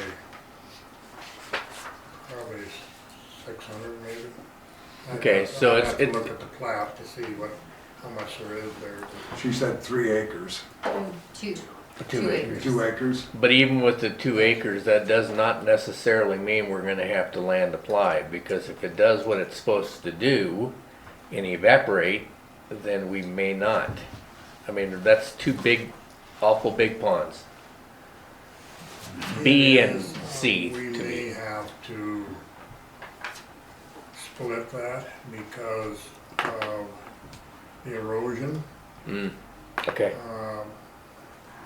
You know, we Understood. get white, on Pond B, we get white caps on that when we get 40-mile-an-hour winds, so, you know, the riprap may or may not be enough on that big, you know, we may have to divide it in order to cut that wind action down on very windy days. We want the wind action when things are okay, but when it gets too much, you know, those days we had 50-mile-an-hour gusts. Well, we'll look at it in the design process when we Yeah. get there and But it wants to suffer. take that into effect. Yeah, Further, Mr. Ferguson, that's it. thank you. And once again, thank you for all your time that we spent out there. You have a question? Yeah, I was gonna ask about the infrastructure in town now that we're on public works. Okay? What is the game plan for We're all of waiting us? on a jet truck to come up, and then they'll camera and jet all our lines, and then we'll know where we're at in conditions. And that's been ordered. It's just on their timeline and waiting for them to get here. They'll do a full town maintenance is what they always do. And we'll have circumstances where we'll have a report. Usually we get done with the end of it, and we all sit here with popcorn and sodas and watch the tapes. It's about all you can do. They'll come Well, out I'm with just a saying, as full, old as that is, if it's 62 years old, and we've got all this other stuff going on, I'm like, how far down the road are we possibly looking? I mean, the that stuff's infrastructure's supposed to- holding well though. You know, and everything we've Yeah, but had, those tiles are supposed to only last about 50 years, and they're already 62 years old. but we've had good reports for every time we jet. You know, and that's why I say, we go off the reports of the jetting and what it's reported from Mr. Ferguson. They send out a written report of any areas that have any infiltration or root problems. And when we disclose that, see that, then that's when we put a plan to go together and fix it. Okay. There's very little of it that is tile. It's concrete pipe with rubber gaskets in it. So the inside of that showing somewhere, which it should in 60-some years, the idea of the cammering and jettering is to look at the condition of that pipe, and we didn't do it last year, but we did the year before. Last year we did the obliterate, and the year before we did that cammering, and we have those videotapes on file to look at, and we did address some of those areas. This time around, we're looking for infiltration, roots, and possible areas that need to be repaired. That's all in their report, and every bit of it is cambered. So when we look at it, looking for infiltration and possible problem areas, and those will be addressed on priority to get them fixed. Thank you. Okay, thanks, Chuck. Okay, item 11 is finance office. Oh, yeah. I got one question, and I don't know if this is to bring it up, where to bring it up, but I think I have a maybe defective water meter. So That'd be I- something where you wanna call Chuck then, or call the town office, put the order in. Well, I'm just going over my water usage every month. And for two of us living in the house, we've never went over it before, you know. That's what I'm saying, so I don't know if the electric problem with meter, electric reader, or what. Yeah, Gail can make a note of it, and then Get set up, we'll look at it. Okay. Chuck can swing down and take a peek at it. See what we've got on the readings and take a peek at it. Appreciate that. Okay, anything further? Okay, finance officer, number 11. So at a previous meeting, we discussed that I could get some help from an accounting issue that I have that I just can't get resolved, and meaning that that's hindering me right now from closing out 2021. There's a couple other things that I just needed some expertise on, and you guys had said that I could go ahead and see what I could find out about getting some help. If Casey Peterson suggested 3 different accountants, and one of them was actually Mandy Morris, the person that had helped when Lynn Bowder had left the finance officer position. And so I asked her, since the other 2 people I didn't know, I asked her for a contract, and she provided a contract, terms and conditions, so that we could move forward with me getting some help from her. That's from which one? Mandy Morris. Is I that- didn't I was go gonna to say- the other 2 because I don't know them, and I know that they were gonna be this same amount at Cost-wise. yeah. cost-wise. Mhm. The other problem with that, Dan, was the Casey Peterson was hinting at the fact that it may be a conflict of interest if they're doing the inspection. Yeah, we talked So, about that, but yeah. I didn't think we were gonna have a big, a day issue, or maybe 2, is what we talked about before, to fix it. Yeah, well, they Where we gotta recommend, enter into a contract, or, She has to for her business. It's for insurance purposes. She can't do any work without a contract. well, and what was she at for hourly? It's $100 an hour. If I went with a CPA firm, it'd probably be $150 an hour. So I would make a motion, we allow Mandy to come in and help Gail, I'll work second out that. Second by Mr. Flue. Yeah. Further discussion? Being none, all in favor, say aye. Aye. Opposed, same sign. Motion carried. Thank you. You're welcome. Thank you. G-Works, I would ask that we could push that to pending. I'm still trying to gather a little bit more information. I did receive some information from other towns in the state that have gone from Banyan to G-Works. My issue with G-Works right now is that with everything that's going on right now, I've heard that the conversion is kind of a little bit of a lot of work to do the conversion, and I'm not sure we can do that right now, as well as I don't have it budgeted in the 2022 to move over to a new program, but so there's a few things there that I'm just a little bit concerned yet, and I'd like to just put this as pending until the March 1st meeting. Okay. Okay.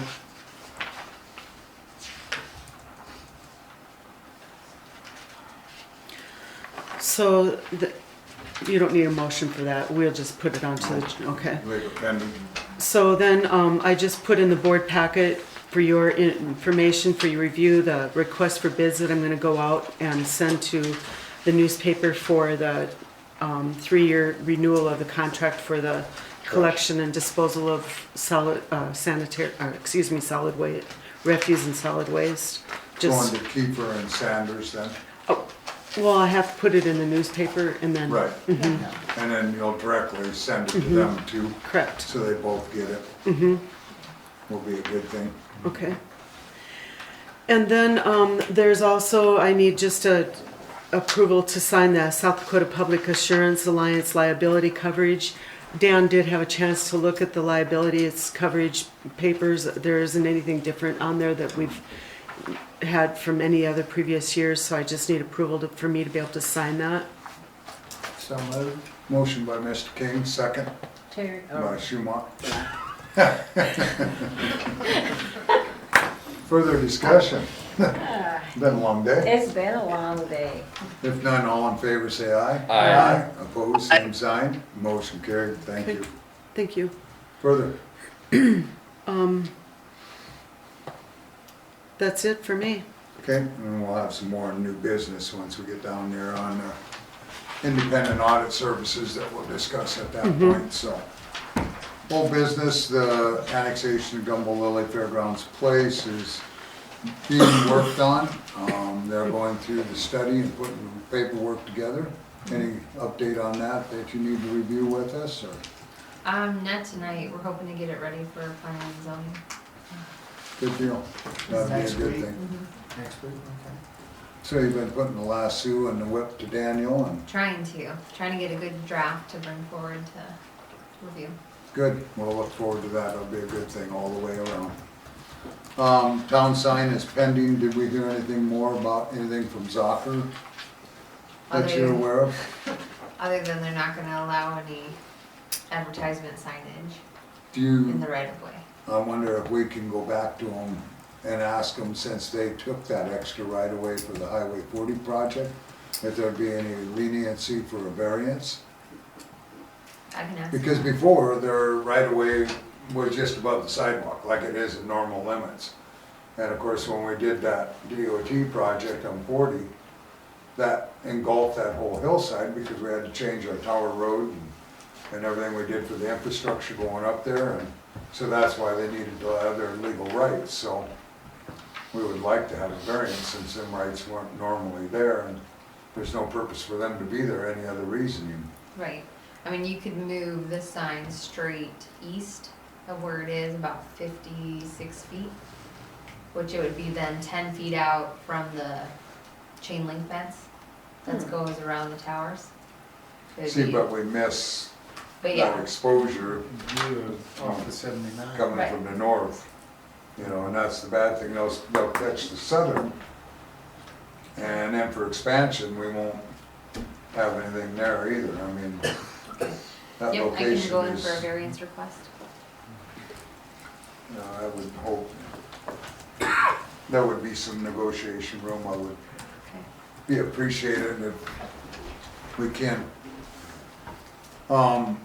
Item C is the Dollar General malt beverage. I'm gonna ask for a motion to remove that. And under engineer, I'd like to also remove item I, on the Claycomb Dollar General. And remove both of them. Which are? Under, Under 8I. engineering. Claycomb. And Yeah. 12C. So moved. Moved by Mr. King, second by Mr. Flu. Further discussion? Being none, all in favor say aye. Aye. Opposed, same sign. Motion carried. The ADU zoning ordinance is still pending. Item E, the town office deck and stain and painting will be pending until we get a little bit closer to warmer weather. The library deck staining, mud jacking is pending. I'm gonna go out and mark them. I started up the line there. Quite a few of them areas have changed quite a bit over the winter here now again. I don't know, that dryness has moved them walks even more. There's a few of them spots, and then some of the corners that are cracked, physically cracked. I don't know about mud jacking them. There may be squares that we'll have to replace, so we'll take a look at that. I'm gonna actually take some paint and mark everything coming up, and then work that to the bid, what we got on the bid on that portion of it, so. Hey Dan, you know there's a new version. They don't use the mud jacking. They use a resin, like a Yeah. foaming. You might want to look into that because I understand that's a lot less expensive than the mud jacking is. He's been using that. Has he? Yeah. Okay. We've had him in a couple instances, and it depends on the applications. Each one, he'll use a different application. We had him over at our apartments do a bunch of it, and that's what he did over there. Okay. So, depends when he gets in there that he finds out what the surfacing is. Underneath, he's actually got like a little camera that he can see voids and everything with, so pretty wild. G is the Casey Peterson Hermosa audit. Engagement letter, that's pending. We'll have a discussion on independent audit services with the PC on that portion of it. We have that estimate that was brought into us, this proposal. We didn't have that under new business, did we? This is where we had it for discussion purposes then?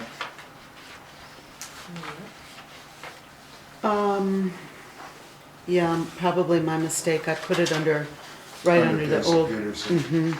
So, but with that being said, if any of you read this agreement,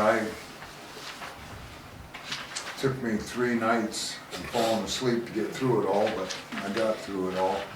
And the biggest party is that he won't use a third party, that he understands all employees will locate documents and select the testing, include the information. That's what you were referencing when I read that, if that portion of it, which I know there's a lot of hands-on work that you've got to do anyway, but I didn't realize that he gathers everything and then has it taken to him. And he's where? Madison. Madison. So then he, of course, upon any completion, he'll put his written report, is what they always do.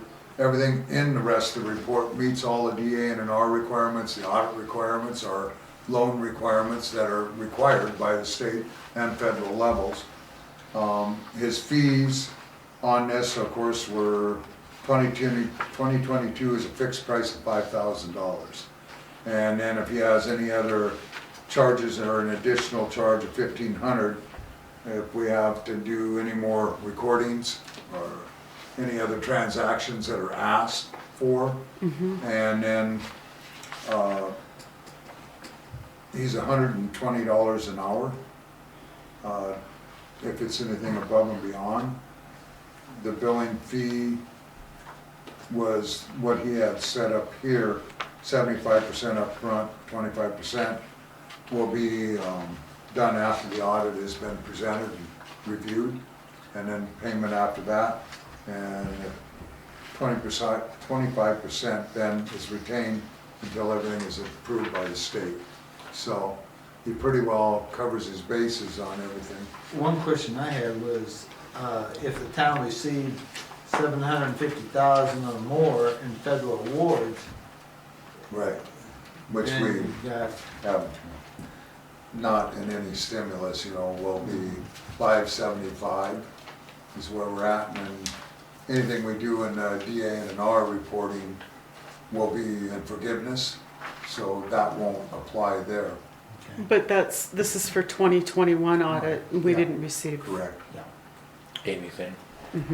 And even going into 2022, I looked at that aspect, so, but everything that's an acceptance by the legislative audit, payments approved will be after final acceptance by the Department of Legislative Audit, so that's the last 25%.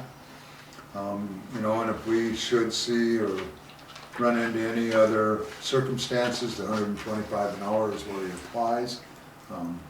And with him and working with Keystone, they've had a great rapport from what everybody has said on everything about that.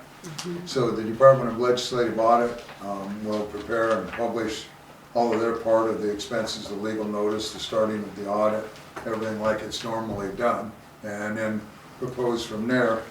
And then he would appreciate the opportunity to serve the town of Hermosa in his summary of significant terms of his engagement. And if we have any questions, of course, we can contact him. The agreement terms of the engagement are described in the letter, and pretty much it's a year-to-year contract.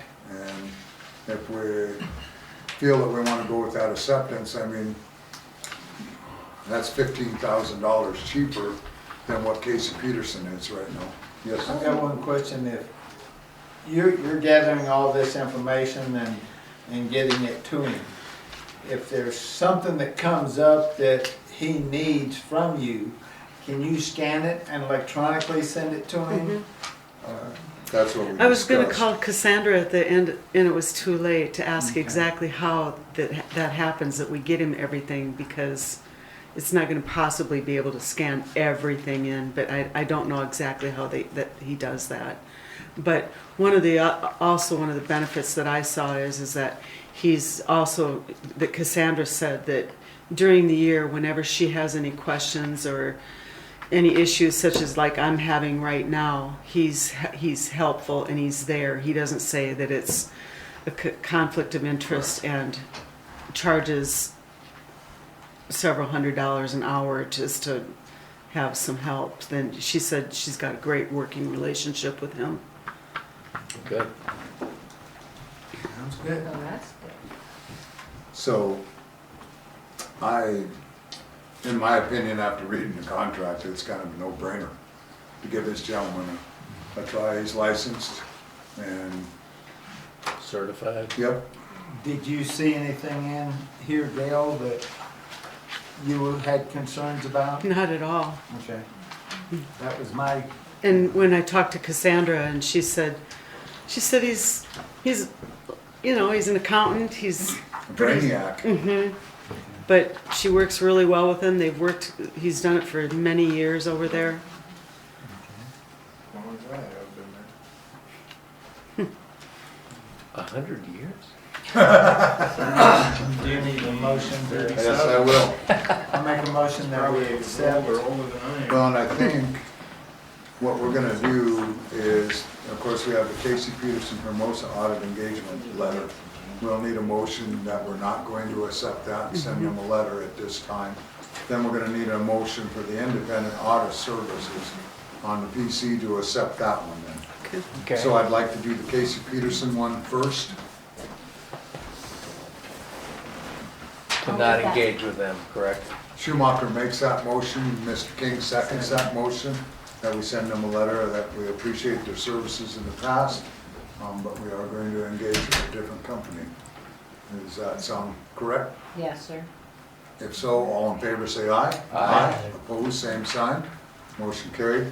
Now I need a motion to enter into a contract with Independent Audit Services, that PC. motion. Schumacher makes that motion. Do I have a second? Go ahead. Second. By Mr. King. I'll give We're Bert gonna a have to draw chance. some discipline here. Any further discussion?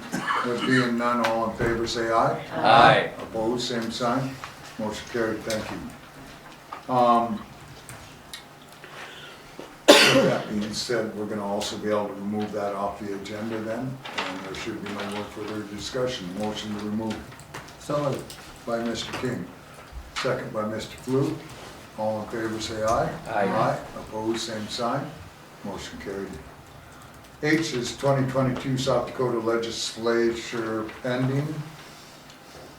Just watching the legislator. There's nothing right there right now that I needed to bring to No your present attention. bills coming forward that we need to act on.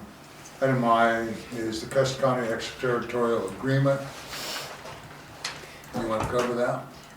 We just took the agreement to Custer County at their last commission meeting and just clarified pretty much what it says, your review of it, your summary that you put together, which isn't anything new. We weren't asking for changes, but just to make sure they understand what they need to do, what you guys need to do, and just brought it to the commissioners, brought it to, everyone's attention.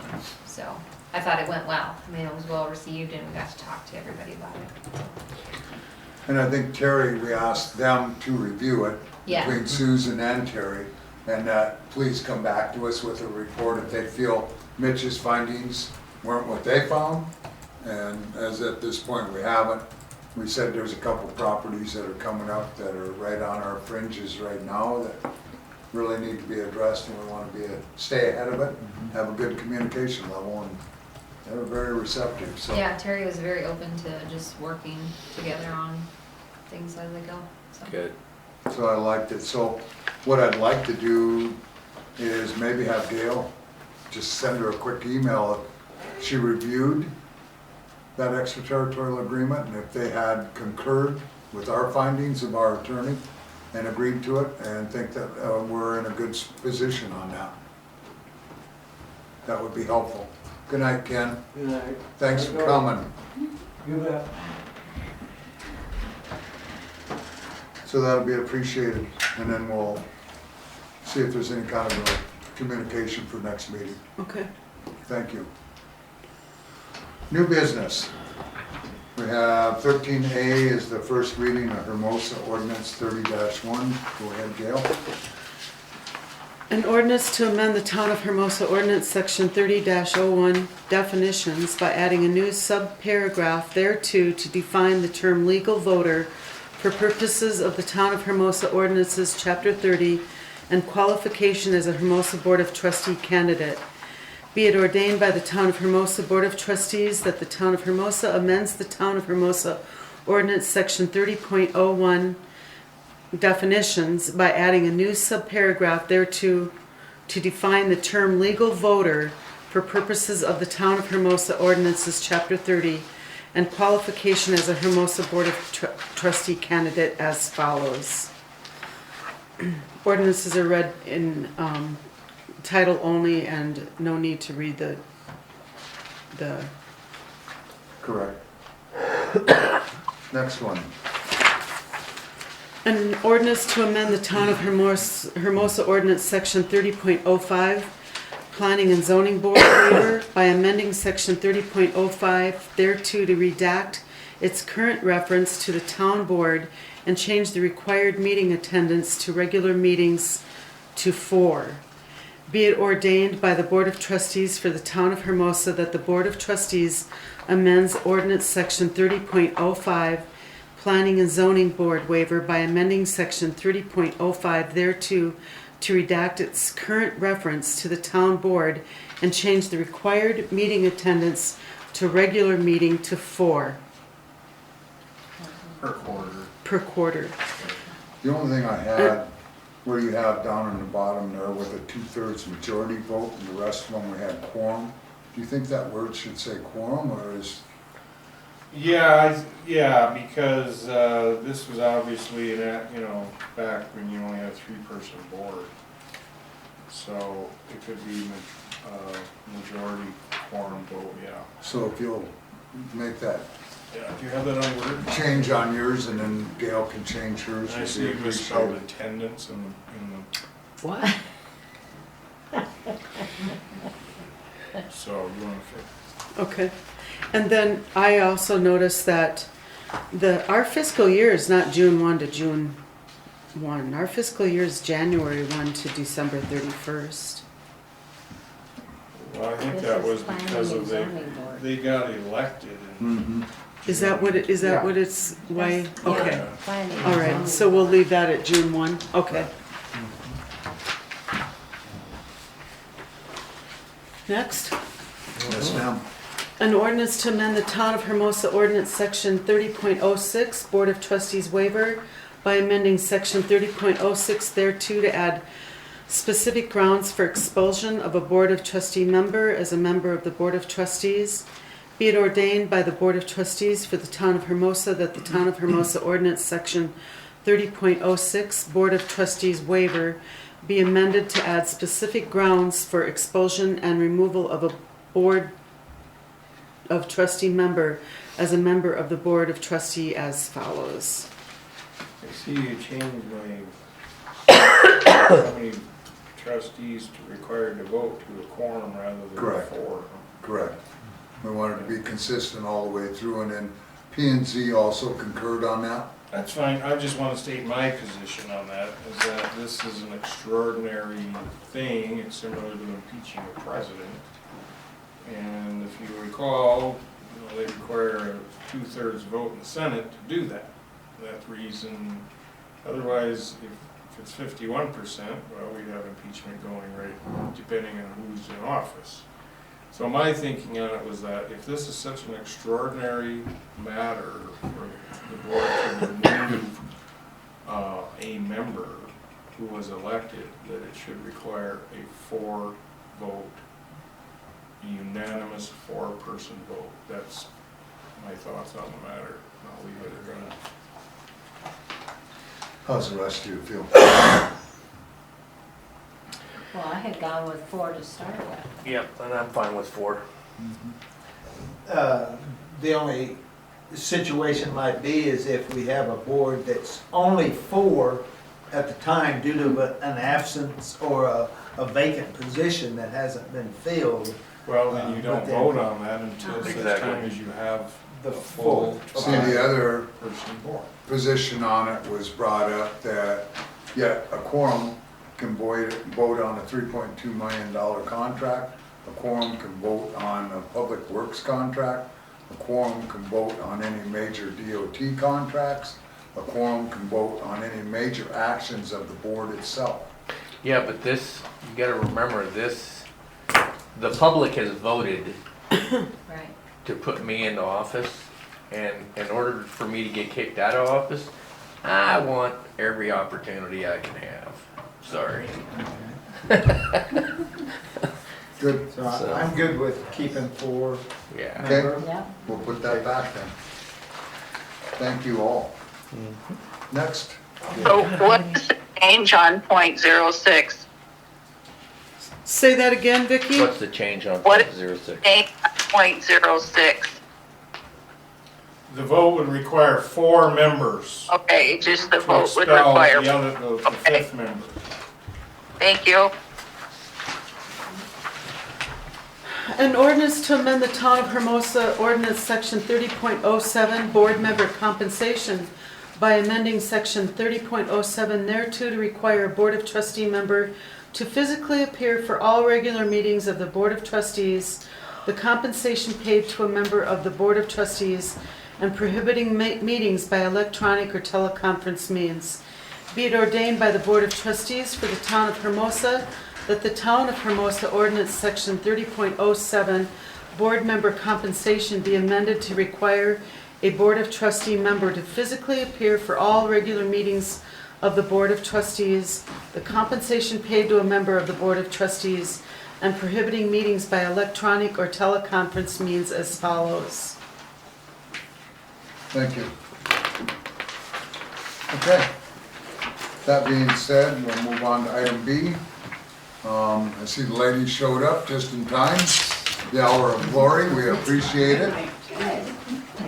So we have the food pantry, who had addressed the planning and zoning board and asked that they be considered to have a space down in the lower basement for their operation. Gail, of course, had looked at some information here for the liability purposes of the food pantry, and then in your packet you have what was referenced on what needs to be addressed and for precautionary purposes for signage and what they have and circumstances for that for our liability purposes to be stated in that purpose of the use if it's allowed. What they were looking for was an 8x8 area, if I remember right.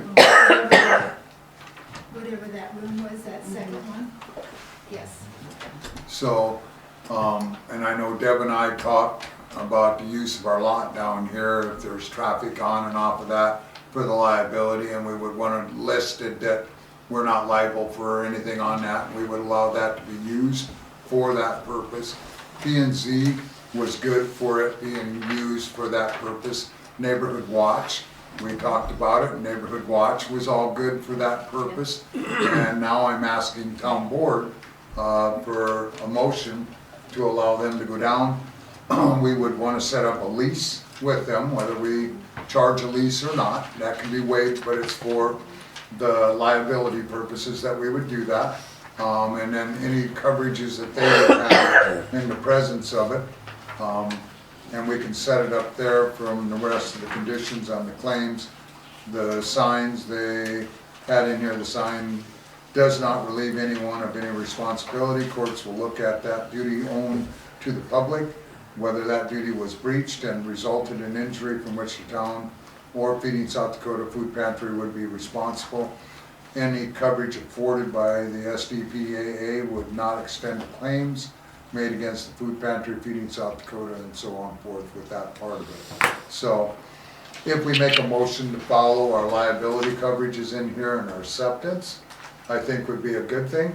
And then we looked at the one room down there would, I think, be very acceptable for what they want. It'll be easy access for them to go out that door and serve the patrons is what they are. I would make a motion to allow that to happen in the basement. Upon the execution. For these, pardon? Upon the execution of a lease. Correct. You have to have a lease. Correct. Do I have a second? I'll second. Second by Schumach. Discussion. I just have one question. Is there still one food pantry at the Lutheran church over here? No, there is not. Okay, so this will be the only one for everything. We Okay. have, we took it out of there and moved it. We've been down at the Pop's grocery store, and we kind of outgrew that area. And then we've been down to Jenny's, and now she has a different program for her shop. And so we have to find another location. Yes, sir. Understood. I have a question, Lori. You said the people come to the door and they get their food at the door. Are they gonna be coming inside the Well, building also? we would like to set up that little entranceway Mhm. for that day, so that when they come in, they have to sign a paper Okay, and show their ID and make sure that they're from Hermosa or Fairburn. okay. And then we would have the food right there for them, so they would not be tromping back to the Okay. back. It would just be us. Yeah, That's that overseas. simplifies Do you have a it. form lease you want to use, or do you want me to draft it? Yep. And I What's the I name was- of the lessee, the actual God's covered. God's covered, is it like Inc., or What's that? is it a corporation, nonprofit corporation? It's not profit, we're through the Lutheran Church under their tax. I'm sorry, God's covered. covered. I can get that information from you, Lois, and Okay. send it over to you, Alright. Mitch. All right, I'll draft that. Whatever you need, talk to, you can call me and we can set Okay, it I'll up. call you tomorrow. Okay, yeah, tomorrow would be good. Okay. So, Excellent. So per our motion will be to allow them per the liability, per the lease agreement, and we'll get that set. When are you looking that your next session is? We have a food pantry on Thursday, and we would like to stay maybe yet next month at Jenny's. And then maybe the end of that, March, or the beginning of April. April 1st. April 1st, if the weather's nice and Yeah, things, then we have 2 months that we can kind of clean out our food and also not have quite so much to pack. good. And then that would give us 2 months to clear out that office, because there's 2 desks in there, some Christmas things and, And Mike also offered to help with that today. If you guys need help, just let us know and we'll help you. Excellent. Wondering if we could use your little refrigerator down there in the kitchen if we need it. No, that is neighborhood watches, so that'll be okay. something that we'll have to look at what they're using that for now. Okay. And then we'll have to get with neighborhood And if watch. not, we can maybe get a little refrigerator. We'll see how big our room is and go from there. Yeah, if we fire an email to Joan and then ask Joan, I think that would be a good thing. The ladies can kind of confer with what we got on that with neighborhood watch and the usage, and if so, we'll let you know, and if not, you can get a little one. We don't always need a refrigerator, but sometimes we do. We have butter or stuff, that comes in for the day and we store, so. Yep, and then a person will need on that lease then maybe the description of who has keys to the basement. so Probably we- would be Deb and myself, probably be the two that would have. That'd be good, and that we can have that And the only description. reason we would probably come any other time would be because of somebody needing a basket of food like now. And usually the communication to the office up here, letting them know, what's going on and Yeah, then yeah, if there's because any it would other. be in the daytime, it wouldn't be at night, so. And with us, with Neighborhood Watch, we meet the first Monday of every month, so. Yeah. And the only other time, if there's any special events, would be, It's the book club, but they aren't gonna be on the same day No, as you. No, Days as you. Mm-hmm. so, If you have somebody coming and picking up food out of the normal time, is it during the day though, right? It's And during the still- day. It'd It's still during be the day. prior to 5, so yeah, we would still be here with yeah, that. yeah, but we don't expect you to give food, No. so.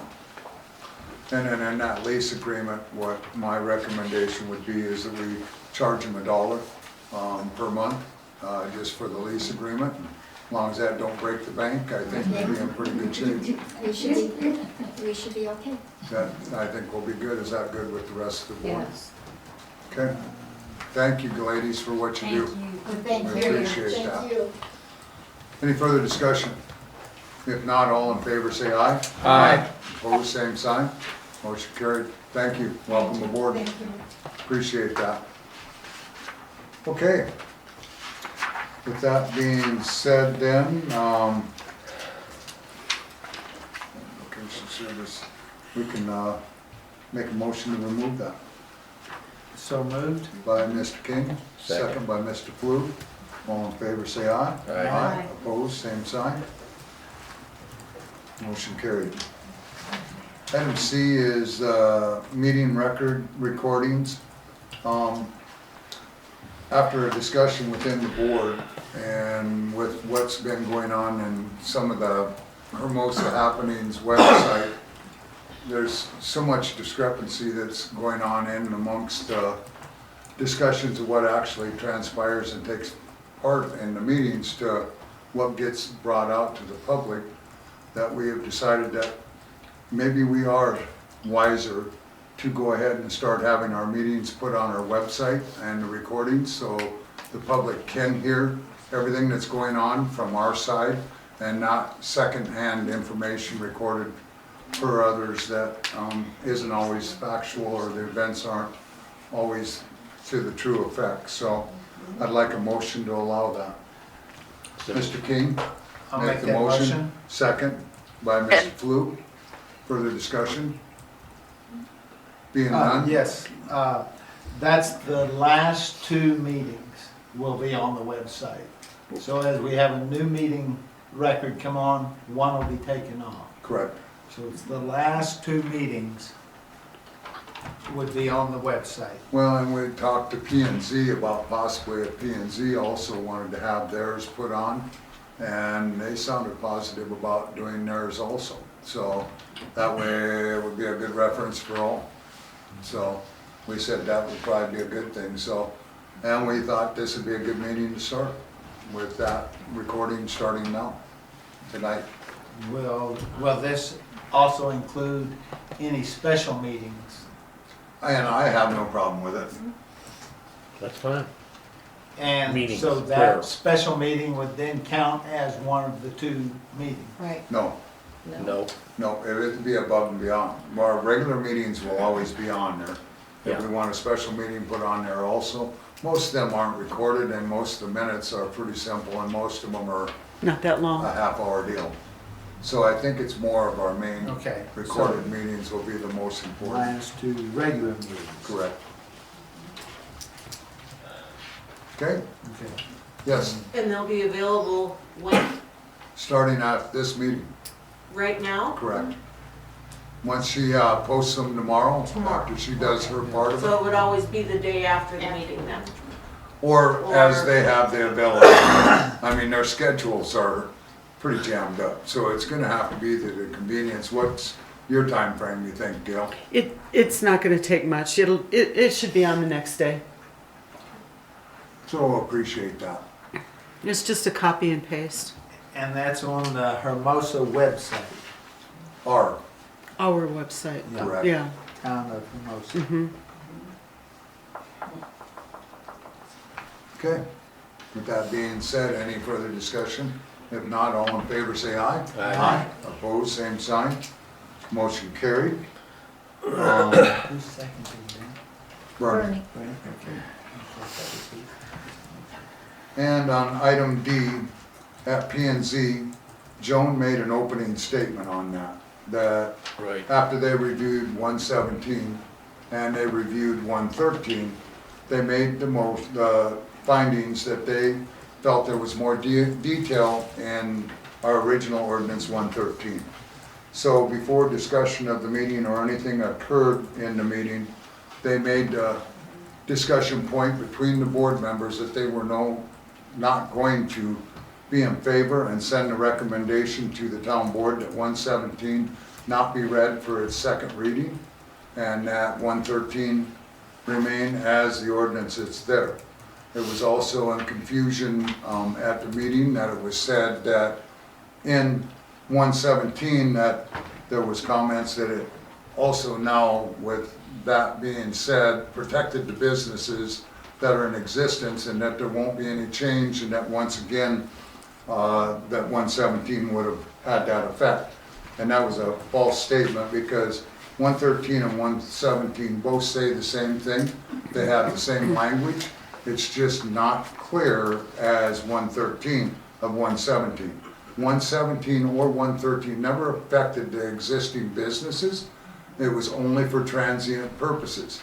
The only difference that has changed now with 117 is the $1,000 bond that we had has not been put into the fee schedule. All the other fee schedule amounts have always been there with 113. And as it was mentioned before, with any of the nonprofits, this ordinance has been in effect for 10 years.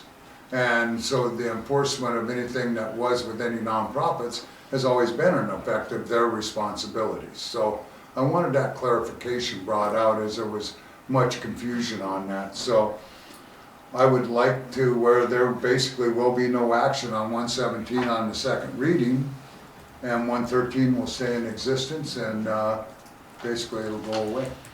There won't need to be a motion or anything else, and I would like a motion to remove this off the agenda, along with C. I have some questions or comments on 113 and 117.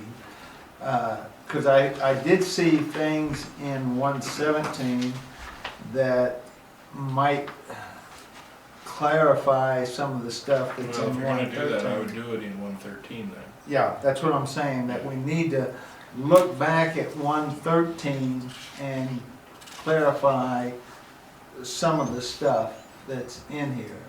So what did you see that you thought needed Well, clarified? Because I read some them of- both and compared them, and the language I seen in 117 was in 113. Okay, some of the definitions, They have more in 113. yes, but do we have one for transient professional? Transient vendor, but not Which- transient professional. Correct, and the transient vendor, when I looked, in my understanding, covered the same language, bulked up. And what they covered, it kind of was all bulked into one, with one vendor as far as professional and, Well, again, they're talking goods here, not services. It Well, doesn't here, say anything I in think here if as you far want as to, services. if you want to do this properly, you should probably write down your thoughts. Yeah. And then for one to modify 113, send them to me, and then we can present that in an ordinance to amend 113. Yeah, that's what I was asking, if that's, could be done, so. yeah, because of the duration exceptions, hours, special provisions, when you go through that compared to what we had in 117, it's in the language of 117, but you gotta read through 117 to get that language. You gotta be a little bit clearer on it. So, and that's why when I read transient professional and transient merchant, and then you combine the two and you look over on 113 and go through that, the same content is in them, just in a different format. All right, I'll make a motion to remove C and D. And then we want, then we can have it added back on the agenda if you want to make amendments, then we'll come back. So C and D, I have a motion by Flug to remove and second by Schumacher. Further discussion? Being none, all in favor say aye. Aye. Opposed, same sign. Motion carried. All right. Item E is a reimbursement for a sewer bill on a city main. I'll make that motion. We have a motion by Flug, second by me. Further discussion? None. Being none, all in favor say aye. Aye. Opposed, same sign. Abstain. Motion carried. Item F is the approval of rock and leveling on the Nichols Road. I'd make a So- motion. Second So by moved. King. Well, Okay. I'll make the motion too, either Okay, way. King makes the motion, second by Flug. Yeah. Further discussion? There being none, all in favor say aye. Aye. Opposed, same sign. Motion carried. Now, we are gonna need 2 more loads on that road. That water has moved farther to the south on it now. It still had a hard pan, but we're getting 6 to 8 inch ruts on that part of it up there. I went up and scratched it to get the water to cross, because it was wanting to continue to go up the way towards the house. And if I take in the middle of it, if you kind of see, there's a little dip where I left a spot there for it to cross and go across through the clean rock and still form a hard pan, and it dried up a good portion of it when I did that. So if I can do that on that upper level, I'll take a little more out, replace it with rock, and we'll keep a pan going for just enough for that to want to get over into that other field and go through there until we can get an answer. But, you know, we're gonna be looking at 700 to approve for another 2 loads and grading. Make a motion that we authorize 2 loads And grading, and grading. okay? I'll second. Okay, a motion by King, second by Schumacher. Any further discussion? If none, all in favor say aye. Aye. Aye. Opposed, same sign. Motion carried. Thank you, board. Approval of the rock between 3rd and 4th Street. We had roughly 800 into that with the load of rock and leveling, grading, hauling. So that's what I need a motion for on that part of it. So moved. Motion by Flug on that one, Second. second by Schumacher. Further discussion? Yeah, you need to go back down and check that. I did today. Did you? Yep. it's How gonna need a far little is more yeah, but it seemed like the water was starting to creep across there, so. where I wanted it to go. Okay. Yep. I I was know. just saying, keep an eye on it, Well, cause there's a that, natural drainage that runs down through on that side. right, And it'll go between the 2 properties, but I know what we've gotta do to fix that. okay, And what it is gonna be like when we had our resort there at Deerfield, a chunk of tile needs to be put in, and we have springs up there on the campground all the time. And Okay. so, if we take a 4 or 5 inch tile, perforated tile, and dig down that alley, bring it into the culvert, and on that side, yeah. correct, and then a person can run that down, is gonna be the permanent fix. If that spring is gonna continue to run down through there like it is, and I tried to cut as Yeah, much as I could there so we didn't affect the corner or going down like it was on the road edge, because it was just tearing 3rd Street up. And so I'm keeping it contained where it is now for a quick fix, you know, and when we're just gonna have to deal with it, but tiling, that is gonna be the only way if that spring continues, yeah. so. And it looks like you're gonna have to start all the way behind that power pole. How Clear hard from is- germs Yeah, is where right it's gotta there. go, and then all the way to the end. Okay. All in favor, say aye. Aye. Opposed, same sign. Motion carried. We have approval of paying the redemption of a tax lien. What that is on this corner lot over here of Schwinger's. We had a $7,000 lien on that when we had that mobile home removed over there and went through that abatement process. And it's been on there ever since. Well, what we've had is a gentleman that has went up and paid the tax deed on that for the tune of like $2,300. And if he has a 60-day redemption period on that, if nobody objects to it, he ends up with it for that $2,300. If we go over and pay that $2,300, we can reapply our $7,000 lien. If the gentleman wants to buy it from us then, for our lien cost, plus what we paid for the lot, he's more than welcome to do that. It's still a very good deal, but otherwise, we're gonna lose our $7,000. Custer County had that lien on that of $23,000. They waived their lien for years. We wanted them to do that so that we could regain that property. If anything, turn it into extra parking lot or anything for the city on that portion of it. The gentleman that is trying to purchase it is a brother-in-law of Brett Tomlinson's over there. And so at our presence, with this approval, we've already checked with our attorney, we've checked with the treasurer's office, and we've gotten state's attorney approval on everything that we've done over there. So we would like the motion to approve for us to do that lot and retain that and not allow us to lose our $7,000 Yeah, lien. the redemption is $2,816.77. It's on their claims. So And that's as of tomorrow. That is the payoff on it. I'm fine with it. I'll make the motion. I'm fine with it. Second by Flu. Yep.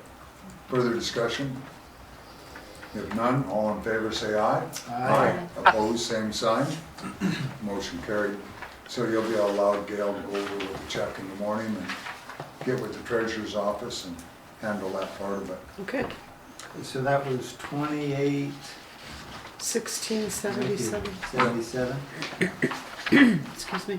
And then we need to go through the same process. to Then get- we list it. To get a tax deed. What do you mean the same process?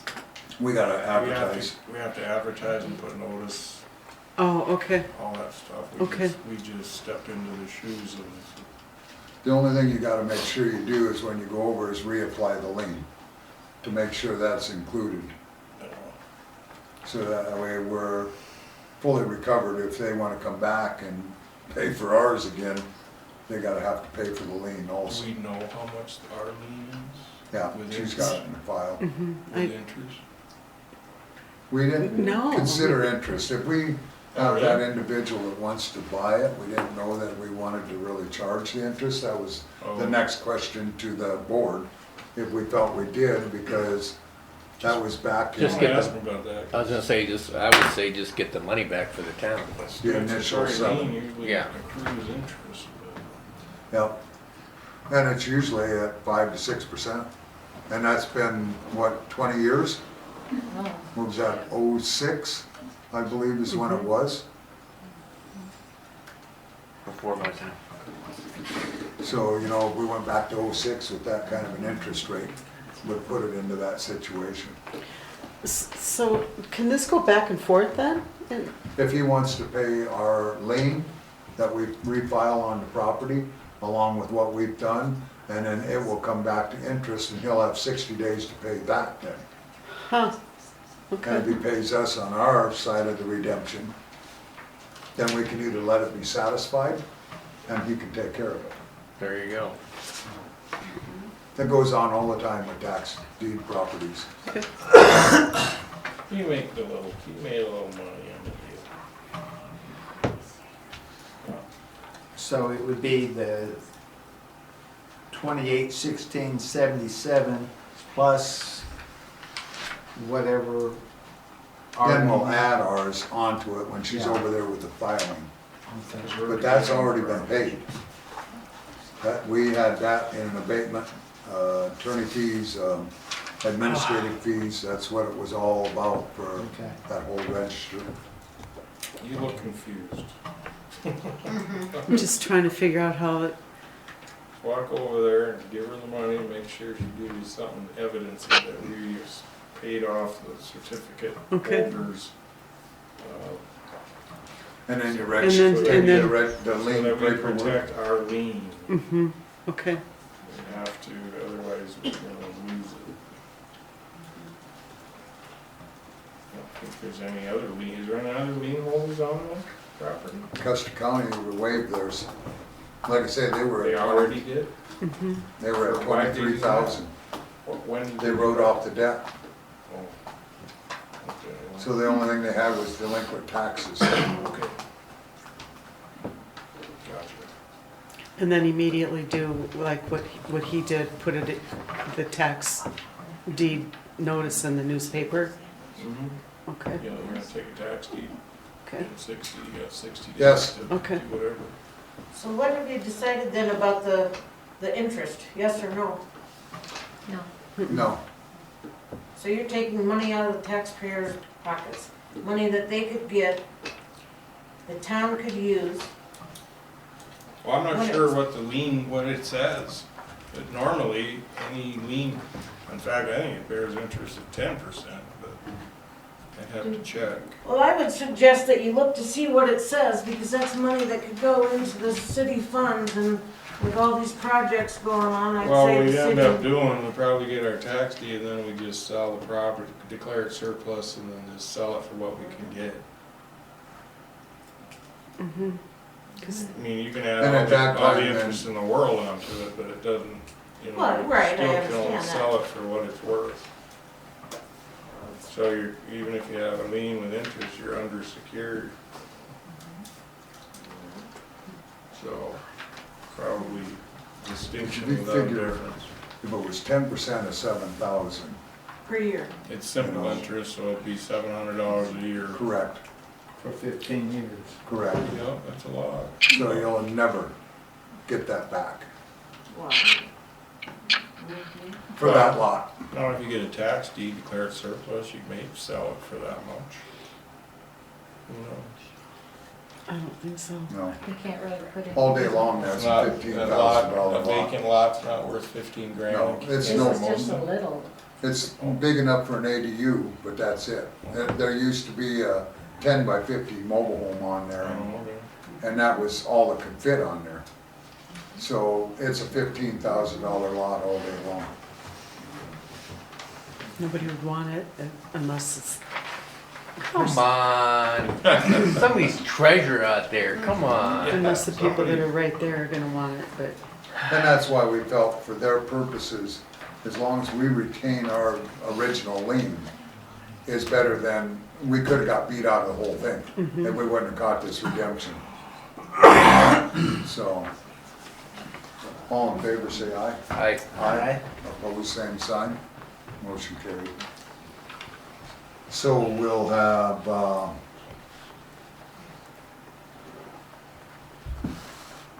the renewal of 250 Main Street lease agreement. do we wanna remove that from the agenda? I will, once we get done with the lease agreement, Oh, okay, sorry. because there'll be A few others. E, F, G, H, and I. can Okay, all be all right, removed okay, then. sorry.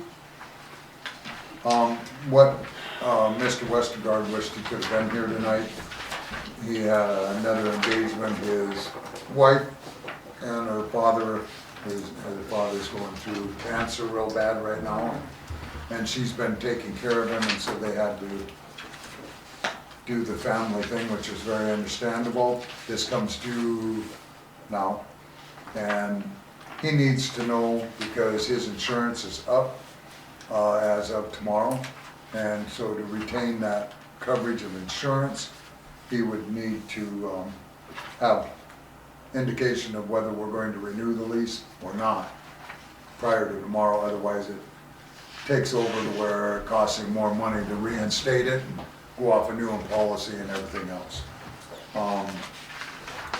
The ability in here, what he said is we had it where we needed to put a police car or city equipment in there. He's got his personal stuff in there now. He said he would be able to get that arranged.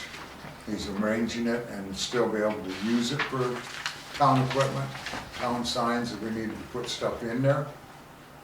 But he said, you know, he needs to know what we feel that was the condition of the lease, is that we would be able to share that. $350 a month right now.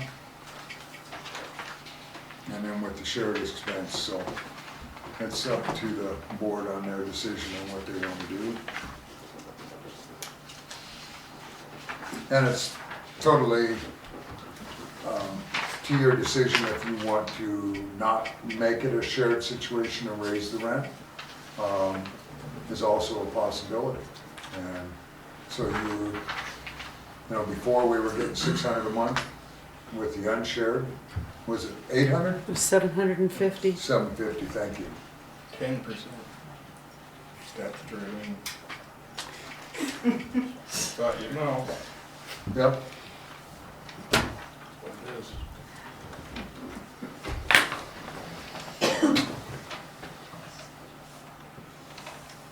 Suggestions. It's too bad we couldn't put the food pantry in there. Well, and as large as it is, you know, it was almost my consideration where we could put both law enforcement vehicles in there if we took it back over as a town. You know, we are getting income now, 3,500, 4,000 a year that comes in from it, that presence.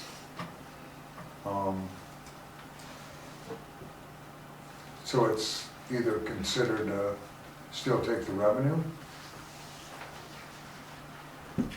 use it for law enforcement, use it for town, or re-rent it. Raise the rent back to the 750 and re-advertise it. Then are the options. Or use the share program on it again. I like the share program. Because I'd like to be able to get one of these vehicles in some place that's secure. Yeah. Yep. And, You got room for both of them on one side, okay. because you can stack them. I'd say stay Get with the both of share. them in there, stay. Well, and even if we had the old one outside with a tender on it, would be satisfactory with having the newer Tahoe inside. Well, if we can get them both inside, that's even better. So what that would be is a proposal that we want to see if there's an ability that we share, that we could put both vehicles inside and have it where we'd leave the rent at the same or increase the rent? Leave it the same? Leave it at the same, yeah. Okay. Any other conditions or thoughts? Yes, Gail? Leave the rent the same as long as we can get use it for both vehicles? Correct. Okay. And there is room. The length of that building is plenty long. I know that when, nothing. That's Yeah, I know where you're going, that we had an explanation of one time we wanted to put the bike racks in and there wasn't enough room then at that Well, time. I mean, we could always pull one vehicle out if we had needed something else in there for a while. Rotate That's one. better than, I would rather have one there on a tender and one inside. You know, and like I say, if you want to rotate them. well. I'm fine with it either way, Dan. I mean, right now it's rented out, so I'm good. So that condition of the motion is that we allow the 350 rent to still be at 350 as long as we can put a vehicle inside, possibly two at times. And if not, one on the side where we can connect the tender, and all other conditions stay the same. Motion by Flug, Yes. second by Schumach. Yeah. Oh, okay. Further discussion? None. There being none, all in favor say aye. Aye. Aye. Opposed, same sign. Motion carried. How long is that lease for? Year to year. Thank you. So then, we can do E, F, G, H, I to remove.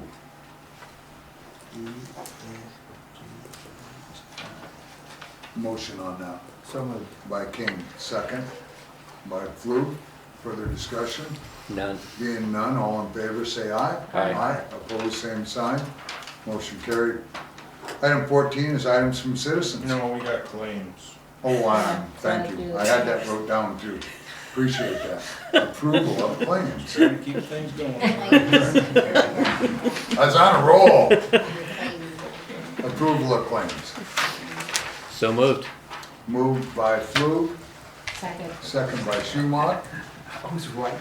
Further discussion? Being none, all in favor say aye. Aye. Opposed, same sign. Motion carried. Thank That you, was board. as presented, Yes. no amendments. No. Now that we went through it. Now we'll go to item 14 unless you have something else. No, no. Items from citizens. Any discussion?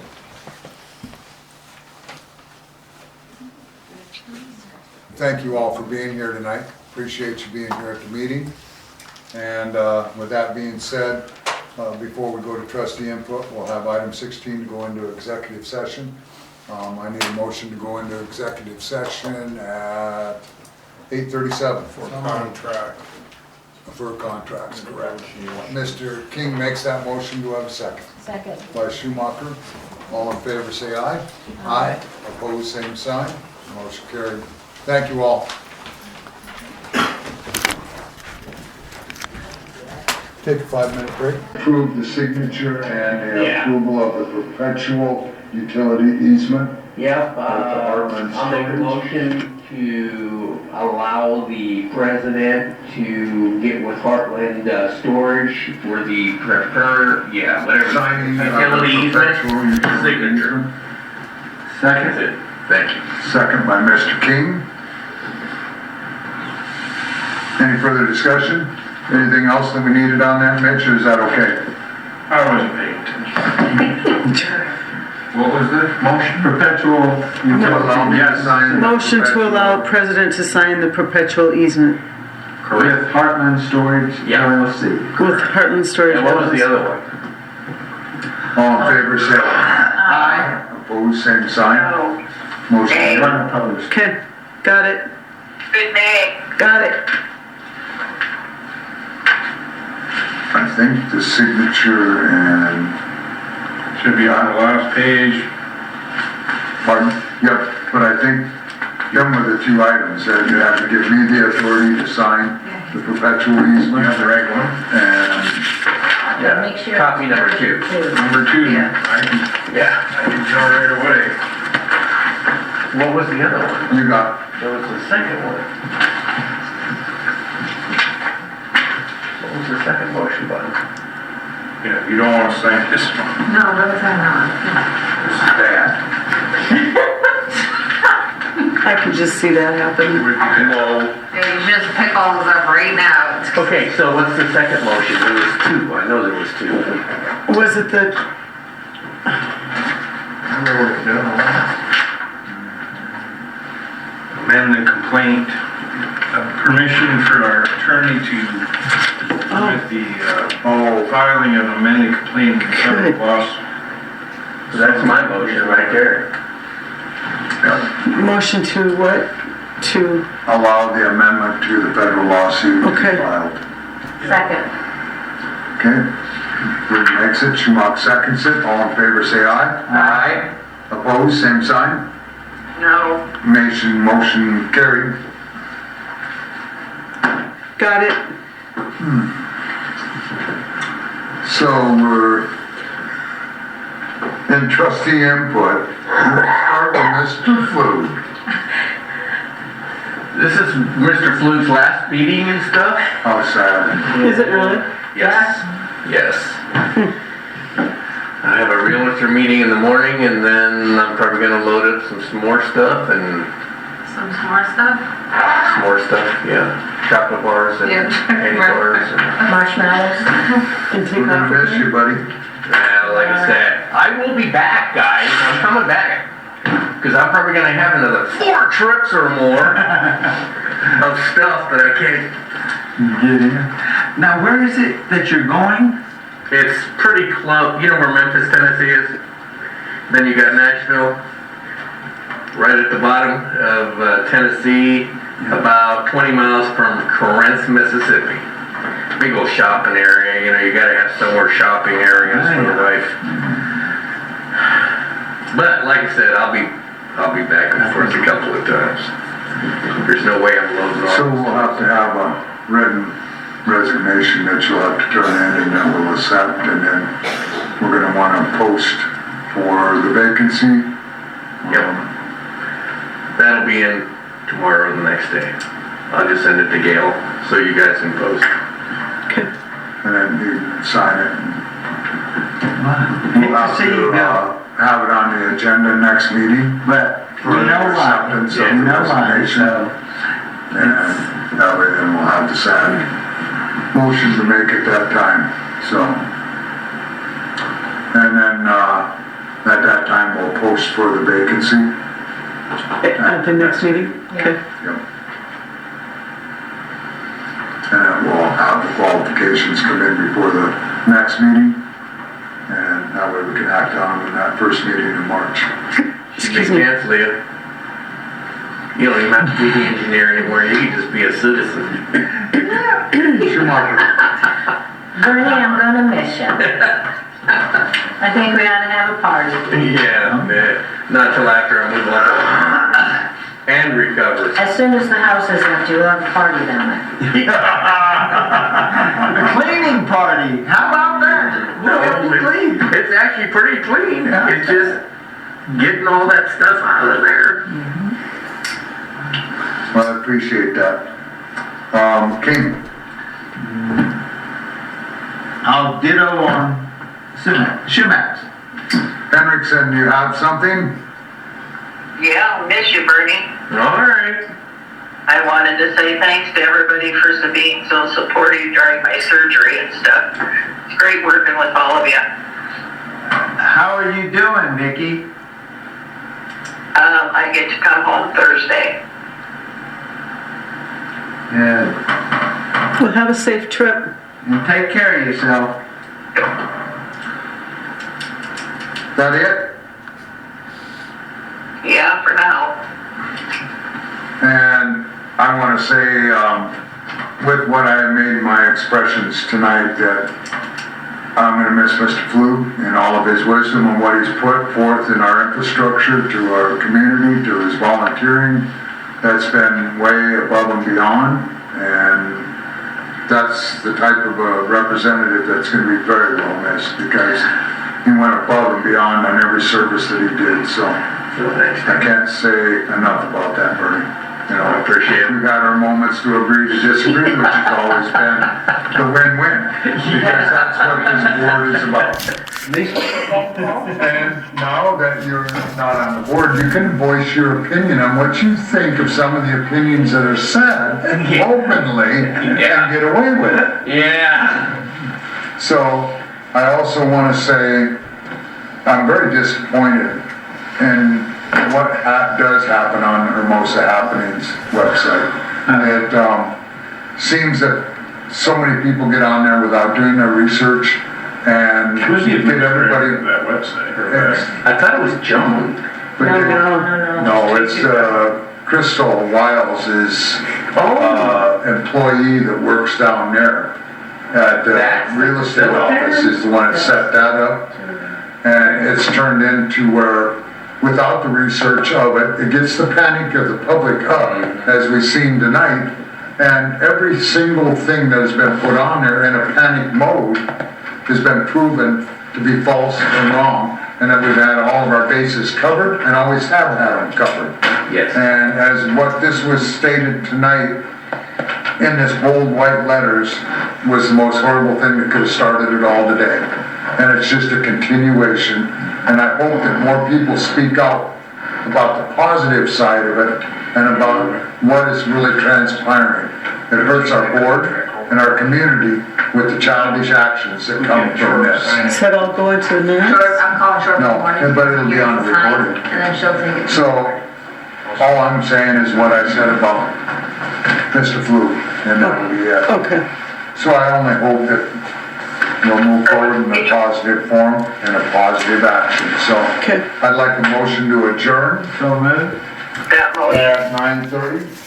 And Mr. King makes that motion. Do I have a second? By Mr. Ford. Yeah, there we go.